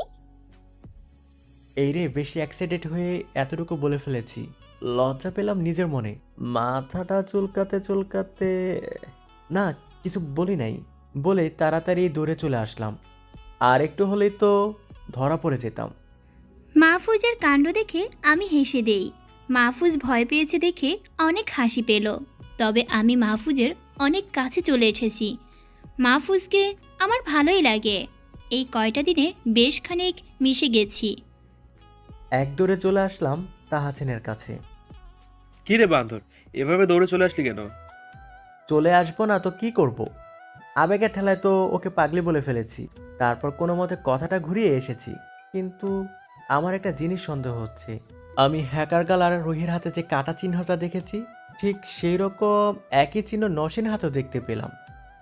তাহলে কি ওই নয়সিনী ওই হ্যাকার গার্ড নাকি? যদি তাই হয় তাহলে তো শত্রু একদম হাতের নাগালে, একেবারে মেঘ না চাইতে জল। হ্যাঁ, সেটা তো অবশ্যই। বাট এই মাফিয়া গালের ব্যাপারে আমাকে খোঁজ নিতে হবে। যেই কোডটা লাইভে এসে বলেছিল, ওটা দিয়ে মাফিয়া গালকে খুঁজে বের করব। তারপর দেখব তিনজনই একই ব্যক্তি নাকি আলাদা আলাদা। আচ্ছা তাহসিন, তোকে আর কথা বলতে পারলাম না। হঠাৎ করেই আমার মুখ চেপে ধরলো। কিরে মনু, আলাদা আলাদা কি করছিস? দুজনে আমাকে রেখে কি এমন গুরুত্বপূর্ণ কথা বলছিস রে? সাফিয়াকে ইশারা হাত ছেড়ে দিতে বললাম। তারপর মুখ ছেড়ে দিল। ওই স্যামরা, এভাবে কি কেউ মুখ ধরে? আমাকে পরপারে পাঠানোর ব্যবস্থা করতে আসছিস? সরি রে, বুঝতে পারি নাই। তো কেমন আছিস? হ্যাঁ, ভালো আছি। আচ্ছা চল আমরা ক্লাসে যাই। তারপর সবাইকে নিয়ে ক্লাসে চলে গেলাম। সব ক্লাসগুলো করলাম, কিন্তু মনটা সে নওশিনের হাতে চিহ্নটার দিকেই পড়ে রইল। ক্লাস শেষ হয়ে গেলে মাহফুজ তাহসিনকে নিয়ে বাসায় চলে আসে। তারপর ফ্রেশ হয়ে খেয়ে নেয়। তখনই মনে পড়ে হ্যাকার গার্লকে খুঁজতে হবে। এবার মাহফুজ অনলাইনে চলে যায়। তারপর হ্যাকার বিডি কিংস নামের একটা আইডিতে লগ ইন করে। সাথে সাথে নেট দুনিয়ায় তুমুল ঝড় উঠে যায়, কারণ মাহফুজ বিল্লাহ ভাও আইডিতে লগ ইন করেছে। আমি অনেকদিন পর আমার আইডিতে লগ ইন করলাম, কারণ একটা মেয়ে হ্যাকার গার্ল নেট দুনিয়ায় কী সব কাণ্ড শুরু করেছে, আর আমার সাথে নাকি সে কথা বলার চেষ্টা করছে। ইতিমধ্যেই সে 2টা গ্রুপ হ্যাক করে নিয়েছে। তার জন্য মেয়েটাকে আমি এই মুহূর্তে কিছুই বলছি না, কারণ আজ থেকে মেয়েটার উপরে রিসার্চ করব। যদি মেয়েটা সব কিছু ভালোর জন্য করে থাকে, তবে সে আমার হাত থেকে বাঁচতে পারবে। তাকে আমি সাহায্য করব। তাছাড়া যদি জানতে পারি মেয়েটা খারাপ কাজ করছে, তাহলে তার এমন হাল করব যে সে চিন্তাও করতে পারবে না। আজ থেকে তার দেওয়া কোড দিয়ে তাকে খুঁজে বের করব। সবাইকে জানিয়ে দিলাম কথাটা। সবাই ভালো থাকবেন। পোস্টটা সেন্ড করে দিয়ে আইডি থেকে বের হয়ে আসলাম। তারপর সাকিবকে একটা ফোন করলাম। হ্যাঁ ভাই বলেন, কি খবর আপনার? এখন আমার খবর শোনার সময় নাই। তুই একটা কাজ করবি, হ্যাকার গার্লের খোঁজটা আমার লাগবে। যত তাড়াতাড়ি পারিস আমাকে সমস্ত তথ্য দিবি। ওকে ভাই, আমি আমার সর্বোচ্চ দিয়ে চেষ্টা করব আর সব খবর দিয়ে দিব। ওকে ঠিক আছে। তারপর ফোনটা কেটে দিয়ে লম্বা একটা ঘুম দিলাম। এদিকে টিভি চ্যানেলে, খবরের কাগজে, মিডিয়ার সব জায়গায় বিল্লাল ভাও এর মেসেজটা ছড়িয়ে গেছে। সব জায়গায় হই হুল্লোড় পড়ে গেছে। আইনের লোকগুলোও এবার হাঁটু গেড়ে কাজে নেমে পড়ল, কারণ তারাও মেয়েটাকে খুঁজে বের করবে। পরের দিন মাহফুজ কলেজে চলে যায়। তারপর তাহসিনের সাথে নওশিনের কাছে পড়াশোনা নিয়ে গল্প করে। এভাবে দুজনের সম্পর্ক বেশ ভালোভাবে চলতে লাগলো। তো একদিন সাকিব মাহফুজের কাছে ফোন দিল। সাকিবের ফোন রিসিভ করতেই হ্যাকার গার্ল এর আসল পরিচয় আমাকে বলল। সেটা শুনে তো আমার অবস্থা খারাপ হয়ে গেল। এটা কিভাবে হতে পারে? পরের দিন মাহফুজ কলেজে চলে যায়। তারপর তাহসিনের সাথে নওশিনের কাছে পড়াশোনা নিয়ে গল্প করে। এভাবে দুজনের সম্পর্ক বেশ ভালোভাবে চলতে লাগলো। তো একদিন সাকিব মাহফুজের কাছে ফোন দিয়ে বলল। সাকিবের ফোন রিসিভ করতেই হ্যাকার গার্লের আসল পরিচয় আমাকে বলল। সেটা শুনে তো আমার অবস্থা খারাপ হয়ে গেল। এটা কিভাবে হতে পারে? ওই সাকিব, তোর মাথা ঠিক আছে তো? হ্যাঁ ভাই, আমার মাথা সম্পূর্ণ ঠিক আছে। আমি খুব ভালো করে হ্যাকার গার্ল সম্পর্কে খোঁজ নিয়েছি। হ্যাকার গার্লের আসল নাম আভা। মেয়েটা কয়েক বছর আগে নিজের চেহারা প্লাস্টিক সার্জারি করে চেঞ্জ করে ফেলেছে, সাথে নিজের নামটাও চেঞ্জ করে ফেলেছে। এটা কিভাবে হতে পারে? আভা ছিল আমার ছোটবেলার বেস্ট ফ্রেন্ড। মেয়েটা একদম সাদাসিধা মনের ছিল, কারো সাথে তো ঠিকমতো কথাই বলতো না। আর সে কিনা আজকের হ্যাকার গার্ল। আমি তাহলে রুহি নামের যে মেয়েটার সাথে কথা বলি, সেটাও তাহলে হ্যাকার গার্ল? ভাই, আপনি কার সাথে কথা বলেন সেটা আমি কেমন করে জানবো? তবে মেয়েটা সম্পর্কে আরও খারাপ একটা খবর আছে। কয়েক বছর আগে মেয়েটার মা ব্রেন ক্যান্সারে আক্রান্ত হয়েছিল। এখনও সেটা ঠিক হয় নাই। বাবা তো মারা গিয়েছে। এখন মেয়েটার হাতে কোনো টাকা পয়সা নাই, তাই তার মায়ের চিকিৎসা করাতে পারছে না। এই অসহায়তার সুযোগ নিয়ে একটা গোপন সংস্থা তাকে কাজে নিয়েছে আর শর্ত দিয়েছে মেয়েটা কাজগুলো করে দিলে তার মাকে অপারেশন করাবে। যেই কারণে মেয়েটা অনিচ্ছা থাকা সত্ত্বেও এসব কাজগুলো করে বেড়াচ্ছে।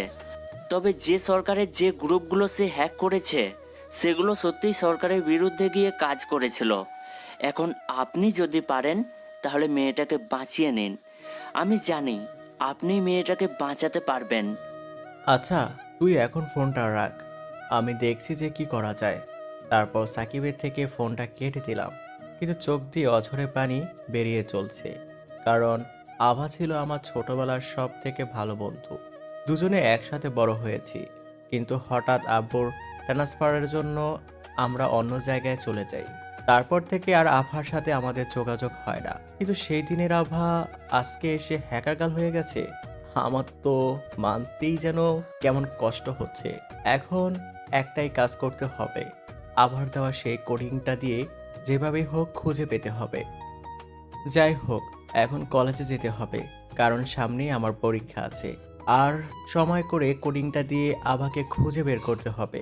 তারপর রেডি হয়ে তাহাসিনকে ডাক দিলাম, এই তাহাসিন, তৈরি হয়ে নে, কলেজে যাবি না? না রে মাহফুজ, আজকে আর কলেজে যাব না, আমার শরীরটা ভালো লাগছে না। আচ্ছা, তাহলে তুই বাসা থেকে রেস্ট কর, আমি কলেজে যাই। তারপর কলেজে চলে গেলাম। নওশিনকে দেখলাম ল্যাপটপ নিয়ে কাজ করছে। মুস্কি একটা হাসি দিয়ে ওর কাছে চলে আসলাম। হ্যালো নওশিন, কেমন আছো? আরে মাহফুজ, তুমি কখন আসলে? এই তো এখনই কলেজে আসলাম, আর এসেই দেখেছি ল্যাপটপ নিয়ে কাজ করছো। বলছি, এত ল্যাপটপ ইউজ করলে চোখ দুইটা অকালে নষ্ট হয়ে যাবে। আরে না, আমার চোখে কিছুই হবে না, আমার এরকম কাজ করার অভ্যাস আছে। আচ্ছা, তুমি এখানে বসো একটু, আমার ভালো লাগছে না। নওশিনের দিকে চোখ করে দেখি ওর মনটা অনেক খারাপ, কিন্তু সেটা প্রথমে বুঝতে পারি নাই। নওশিনের কাছে বসলাম। এই নওশিন, তোমার মনটা এমন খারাপ কেন? কি হয়েছে তোমার? মাহফুজ, আমার মনটা আজকে অনেক খারাপ একটা বিষয় নিয়ে। আমার মনে হচ্ছে আমি তোমায় হারিয়ে ফেলবো, কিন্তু তোমার মতো এমন একটা বন্ধুকে হারাতে চাচ্ছি না। তুমি একটা কথা দাও আমাকে, যে তুমি আমাকে ছেড়ে কখনো চলে যাবে না। আরে নওশিন, তুমি কি বলছো এগুলা? আমি কোথায় হারিয়ে যাব? আর তোমাকে ছেড়ে আমি কোথাও যাব না। নওশিন, আমি তোমাকে একটা কথা বলতে চাই। আমি জানি না এটা বললে আমাদের সম্পর্ক কেমন হাল হবে, তবু আমাকে কথাটা বলতেই হবে, কারণ আমি আর না বলে থাকতে পারছি না। হ্যাঁ বলো, কি বলবে আমাকে? নওশিন, আমি তোমাকে অনেক ভালোবাসি। সেই প্রথম দিন দেখেই তোমাকে আমার ভালো লেগে যায়। তারপর আস্তে আস্তে তোমার সাথে মিশতে যখন শুরু করলাম, তখন থেকেই তোমাকে ভালোবেসে ফেলেছি। কিন্তু কখনো তোমাকে বলতে পারি নাই, কিন্তু না বলেও থাকতে পারছি না।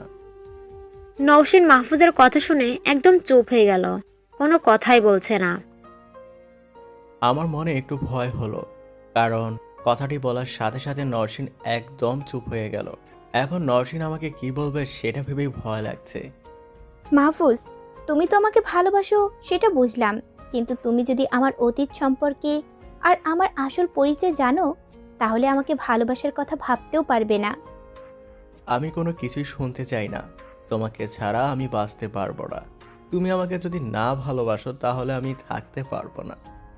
আচ্ছা ঠিক আছে, আমাকে 2টা দিন সময় দাও, আমি ভেবে তারপর তোমাকে আমার সিদ্ধান্ত জানাবো। তার আগে তোমাকে কিছুই বলতে পারছি না। প্লিজ নরসিন, তোমার কাছে অনেক আশা নিয়ে কথাটা বলেছি। আমি তোমাকে অনেক ভালোবাসি আর অনেক ভালো রাখবো। প্লিজ তুমি 2 দিন পরে এসে হ্যাঁ বলে দিও। তুমি আমাকে ভালোবাসো সেটা আমি জানি। তুমি আমাকে ভালোবাসো সেটাই যেন তোমার মুখ থেকে আমি শুনতে পাই। আচ্ছা মাহফুজ, তুমি আমাকে 2টা ক্লাস পরে আমার বাসায় পৌঁছে দিয়ে আসবে। তারপর মনটা খারাপ করে মাহফুজের কাছ থেকে উঠে চলে গেলাম। তারপর গুটি গুটি পায়ে ক্লাসের দিকে চলে গেলাম। মাহফুজ অনেক খুশি যে নওশিন তাকে নিয়ে যেতে বলেছে। মাহফুজ এভাবে নওশিনের দিকে তাকিয়ে থাকলো। যতক্ষণ নওশিনকে দেখতে পেল ততক্ষণ তাকিয়ে থাকলো। কয়েকদিন থেকে চিন্তা মাহফুজকে গ্রাস করে ফেলেছে। আমার জন্য প্রচুর পরিমাণে চিন্তা হচ্ছে। মেয়েটার মনে এখন কি চলছে কে জানে, আর আন্টির অবস্থা এখন কীরকম আছে সেটা ভেবে খুব কষ্ট হচ্ছে। তারপর আবার নওশিন 2 দিন পর প্রপোজাল গ্রহণ করবে কিনা কে জানে। না, আগে আমাকে যে করেই হোক আমাকে খুঁজে পেতে হবে। আজকে থেকে কোডিংটা দিয়ে আমাকে খুঁজে বের করতে হবে। তারপর ক্লাসের দিকে রওনা দিল মাহফুজ। 2টা ক্লাস করে নওশিনকে বাসায় পৌঁছে দিয়ে নিজের বাসায় চলে আসলো। এখন একটাই কাজ করতে হবে, রুহি নামের আইডিতে ঢুকে লোকেশন সার্চ করতে হবে। এই জন্য সাজ্জাদ আর তাহসিনকেও একসাথে নিয়ে কাজ করতে হবে। বিকালবেলায় মনটা একটু হালকা করার জন্য তাহসিনকে নিয়ে বাইরে ঘুরতে বের হলাম। আজকে রাতেই কাজে নেমে পড়ব, তাই তাহসিনকে কি করতে হবে সেগুলো সব বুঝিয়ে বলে দিলাম। ডাটা অন করে সাজিদকেও জানিয়ে দিলাম সব কিছু। রাতে খাবার শেষ করে অনলাইনে প্রবেশ করলাম। তারপর সমস্ত সার্ভার অন করে দিয়ে সাজিদকে কানেক্ট করলাম। তাহসিনকে যেভাবে বলেছি সেভাবেই আমাকে সাহায্য করতে লাগলো। সাজ্জাদ হ্যাকার গার্ল আমাকে 54WX এই কোডিংটা দিয়েছিল ওকে খোঁজার জন্য। আমাদেরকে ওকে খুঁজে বের করতেই হবে, কারণ এটার সাথে আমার ছোটবেলার অসংখ্য স্মৃতি মিশে আছে, যেটাকে আঁকড়ে ধরে আমি বেঁচে আছি। আচ্ছা, তুই কোনো চিন্তা করিস না, আমরা আজকে রাতের মধ্যেই মেয়েটার লোকেশন খুঁজে বের করে ফেলবো। তুই কোনো চিন্তাই করিস না। আচ্ছা ঠিক আছে, তাহলে আমাদের কাজ এখন থেকে শুরু হলো। তারপর সমস্ত লোকেশন দিয়ে কোডিং সিস্টেম দিয়ে খুঁজতে লাগলাম। প্রায় 5 ঘন্টা কঠোর পরিশ্রম করার পর লোকেশন বের করে ফেললাম। সব থেকে ভাগ্যের বিষয় হলো লোকেশনের জায়গাটাতে অ্যাক্টিভ দেখাচ্ছে, তার মানে হ্যাকার গার্ল এখনও অ্যাক্টিভ আছে। লোকেশন জুম আউট করতেই নওশিনের বাড়িটা শো করলো। লোকেশন একমাত্র নওশিনের বাড়িতে অ্যাক্টিভ হয়ে গেল। এটা দেখে আমার চোখ তো সানাবড়া হয়ে গেল। তাহলে যা সন্দেহ করেছিলাম সেটাই ঠিক। নওশিন ওরফে রুহি ওরফে হ্যাকার গার্ল হলো আমার সেই ছোটবেলার আভা। আমার তো একদিক থেকে খুশি মনে নেচে উঠলাম। তাহসিনকে জড়িয়ে ধরলাম। তাহসিন, আজকে আমি অনেক খুশি, কারণ আমার ছোটবেলার বেস্ট ফ্রেন্ড খুঁজে পেয়েছি, আর তাকে আমি মন দিয়ে ভালোবাসি। কিন্তু একদিক থেকে অনেক ভয় হচ্ছে, সেটা হলো সরকারের লোকেরা তাকে যদি খুঁজে পেয়ে যায় তাহলে তো আমার কলিজাটার অনেক বিপদ। না রে মাহফুজ, তুই কোনো চিন্তা করিস না, দেখবি আবার কিছু হবে না। আবার তো পরিস্থিতির শিকার হয়েছে, তুই সেটা ভালো করেই জানিস। হ্যাঁ সেটা তো জানি। এই সাজিদ, তোকে অনেক ধন্যবাদ। তুই না থাকলে আমার কাজটা এতটা সফল হতো না। আরে কি বলছিস, আমাকে ধন্যবাদ দেওয়া লাগবে না। হ্যাকার জগতের মাস্টার বিল্লা ভাও যদি আমাকে ধন্যবাদ জানায় তাহলে আমার আর কি চাওয়ার থাকে, তাই না মাহফুজ ওরপে বিল্লে ভাও? এই তুই সব কিছু জেনে গেছিস দেখছি, এটা খুব ভালো কথা। তাহলে এখন থাক, আমি আজ আর কাজ করব না। তারপর কলটা কেটে দিয়ে শুয়ে পড়লাম। দেখতে দেখতে 2টা দিন কেটে গেল। কলেজে যাওয়ার জন্য তৈরি হতে লাগলাম। ঠিক তখনই টিভির দিকে চোখ পড়ল, একটা নিউজ চলছে। এখন একটা খবর প্রকাশ করলো সরকারি গোয়েন্দা সংস্থা। হ্যাকার গার্লের সেই কোড দিয়ে লোকেশন ট্র্যাক করা গেছে। খুব তাড়াতাড়ি তাকে ধরে ফেলা হবে, আর তারপর উচিত শাস্তি দেওয়া হবে। খবরটা শুনেই তো বুকের মধ্যে একটা বাড়ি দিল। আমার নওশিনের কিছু হবে না তো? না, আমি আমার নওশিনের কিছুই হতে দেব না। তখনই নওশিনকে ফোন দিলাম। হ্যালো নওশিন, তুমি কোথায় আছো? কেন, কি হয়েছে তোমার? তুমি এত ভয় পেয়ে আছো কেন? আমার কিছুই হয় নাই, তুমি আগে বলো তুমি কোথায় আছো। আরে পাগল, আমি কলেজের প্রায় কাছে চলে এসেছি। কিন্তু কি হয়েছে বলো তো? কলেজে গিয়ে চুপ করে এক জায়গায় বসে থাকবে, আমি 10 মিনিটের মধ্যে আসতেছি। তারপর কলটা কেটে দিয়ে কলেজের দিকে রওনা দিলাম। পৌঁছাতে দেখি নওশিন এক জায়গায় চুপচাপ বসে আছে। আমিও গিয়েও ওর কাছে বসলাম। কি হলো মাহফুজ, তুমি এভাবে আমাকে বললে কেন? আরে না, তেমন কিছুই না, তোমাকে এমনি আসতে বললাম।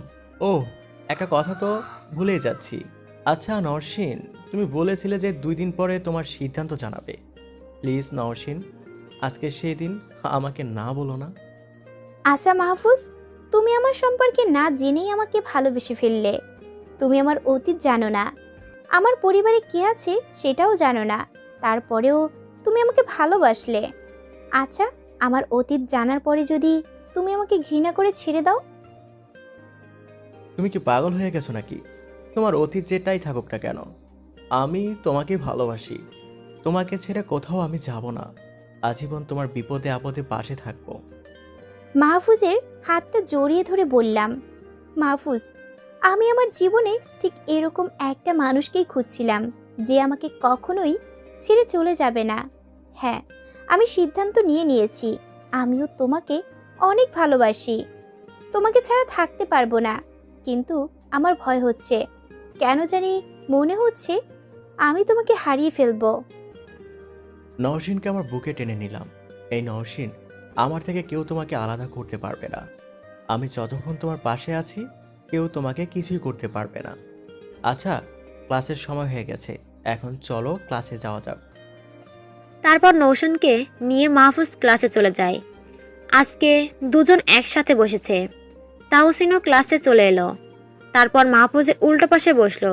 কিছুক্ষণ পরে ক্লাস শুরু হবে। স্যার এখনও ক্লাসে আসে নাই, তাই সবাই মিলে গল্প করছে।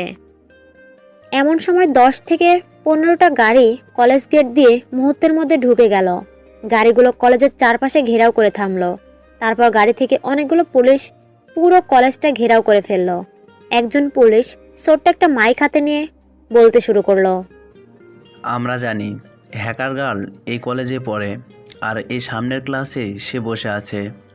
আমি হ্যাকার গার্লকে উদ্দেশ্য করে বলছি, তুমি যত তাড়াতাড়ি আমাদের কাছে এসে আত্মসমর্পণ করবে তোমার ততই ভালো হবে, নয়তো আমরা বাধ্য তোমাকে খারাপভাবে অ্যারেস্ট করার জন্য।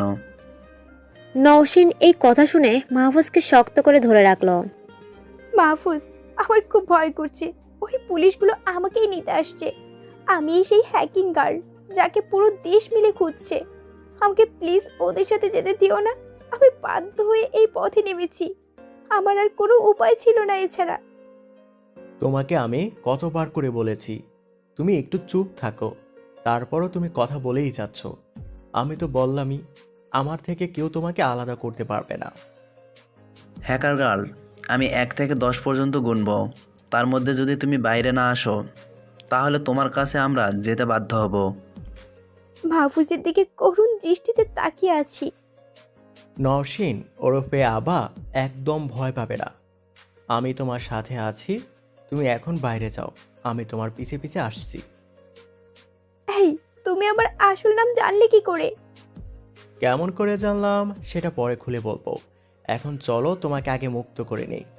তারপর নওশিন ক্লাসের বাইরে চলে গেল, আমি ওর পিছে পিছে চলে আসলাম। হ্যাকার গার্ল, তুমি আর আমাদের হাত থেকে পালাতে পারবে না। এখনই আত্মসমর্পণ করো, নাহলে তোমাকে গুলি করে কুপঘাত করার আদেশ আমাদের কাছে আছে। তারপর তোমাকে জীবিত নিয়ে যাব। কিন্তু আপনারা ওকে নিয়ে যেতে পারবেন না, কারণ হ্যাকার গার্ল যা করেছে সেটা একদম ঠিক করেছে। সরকারের সেই সিকিউরিটি গ্রুপ গোপনে সরকারের সাথে প্রতারণা করেছিল। মেয়েটা ওদের উচিত শিক্ষা দিয়েছে, আর আমি থাকতে ওকে কেউ নিয়ে যেতে পারবে না। এই, তুই মাঝখান থেকে নাক গলাচ্ছিস কেন? সীমা ছাড়া বেশি বকবক করলে একদম গুলি করে মাথার খুলি উড়িয়ে দেব। এত বড় বড় কথাটা বলছিস, তুই কে রে? আমি হ্যাকার জগতের সবচেয়ে বড় খাতারনাক, সেই বিল্লা ভাও। এবার নিশ্চয়ই বুঝতে পারছিস। মাহফুজের কথা শুনে পুলিশগুলো চোখ বড় বড় করে ফেললো। তারা এক পা পিছিয়ে গেল কথাটা শুনে। সবার মনে এখন ভয় দেখা দিয়েছে, কারণ বিল্লা ভাও সরকারের খুব আপন লোক, সবসময় সরকারকে সাহায্য করে গেছে। শুধুমাত্র সরকারকেই বিল্লা ভাও দেখা দিয়েছে, তাই সরকার ছাড়া তাকে কেউ চিনে না।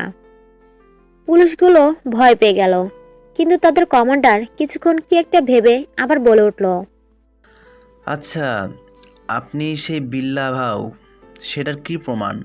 আপনি তো মিথ্যা পরিচয় দিতে পারেন। আচ্ছা, আপনাদের প্রাইম মিনিস্টারকে ফোন দিয়ে বলুন 224B এই কোডটা চিনে কিনা, তাহলে সব কিছু বুঝে যাবেন। পুলিশ তখনই প্রাইম মিনিস্টারকে ফোন দেয়।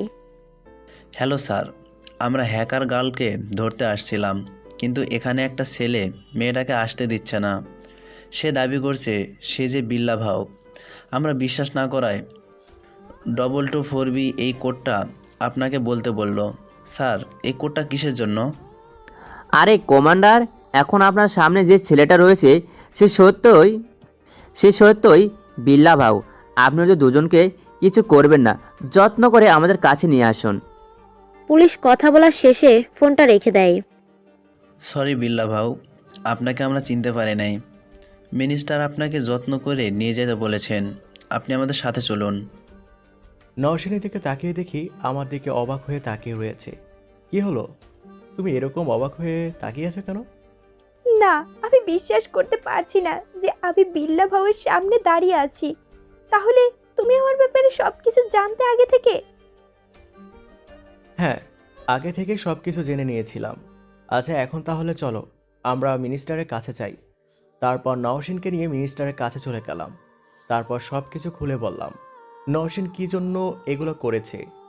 সাজিদকেও ফোন করে ডেকে নিলাম, তাহসিনও সাথে আছে। নওশিন মিনিস্টারকে সেই সংস্থার ব্যাপারে সবকিছু খুলে বলল, আর তাদেরকে ধরে ফেলাও সম্ভব হলো। সরকার নওশিনের মায়ের চিকিৎসার সমস্ত খরচ বহন করলো। কিছুদিন পর আভার আম্মু সুস্থ হয়ে গেল। তারপর আমার পরিবারকে ডেকে নিয়ে আমার আসল পরিচয়টা দিয়ে দিলাম। আভা এতে প্রচুর পরিমাণে খুশি হলো যে আমাকে ফিরে পেয়েছে। আভার ইচ্ছেতেই আমাদের বিয়েটা হয়ে গেল 1 সপ্তাহের মধ্যেই। আর এভাবেই সমাপ্ত হলো আরেকটি জীবনের গল্প।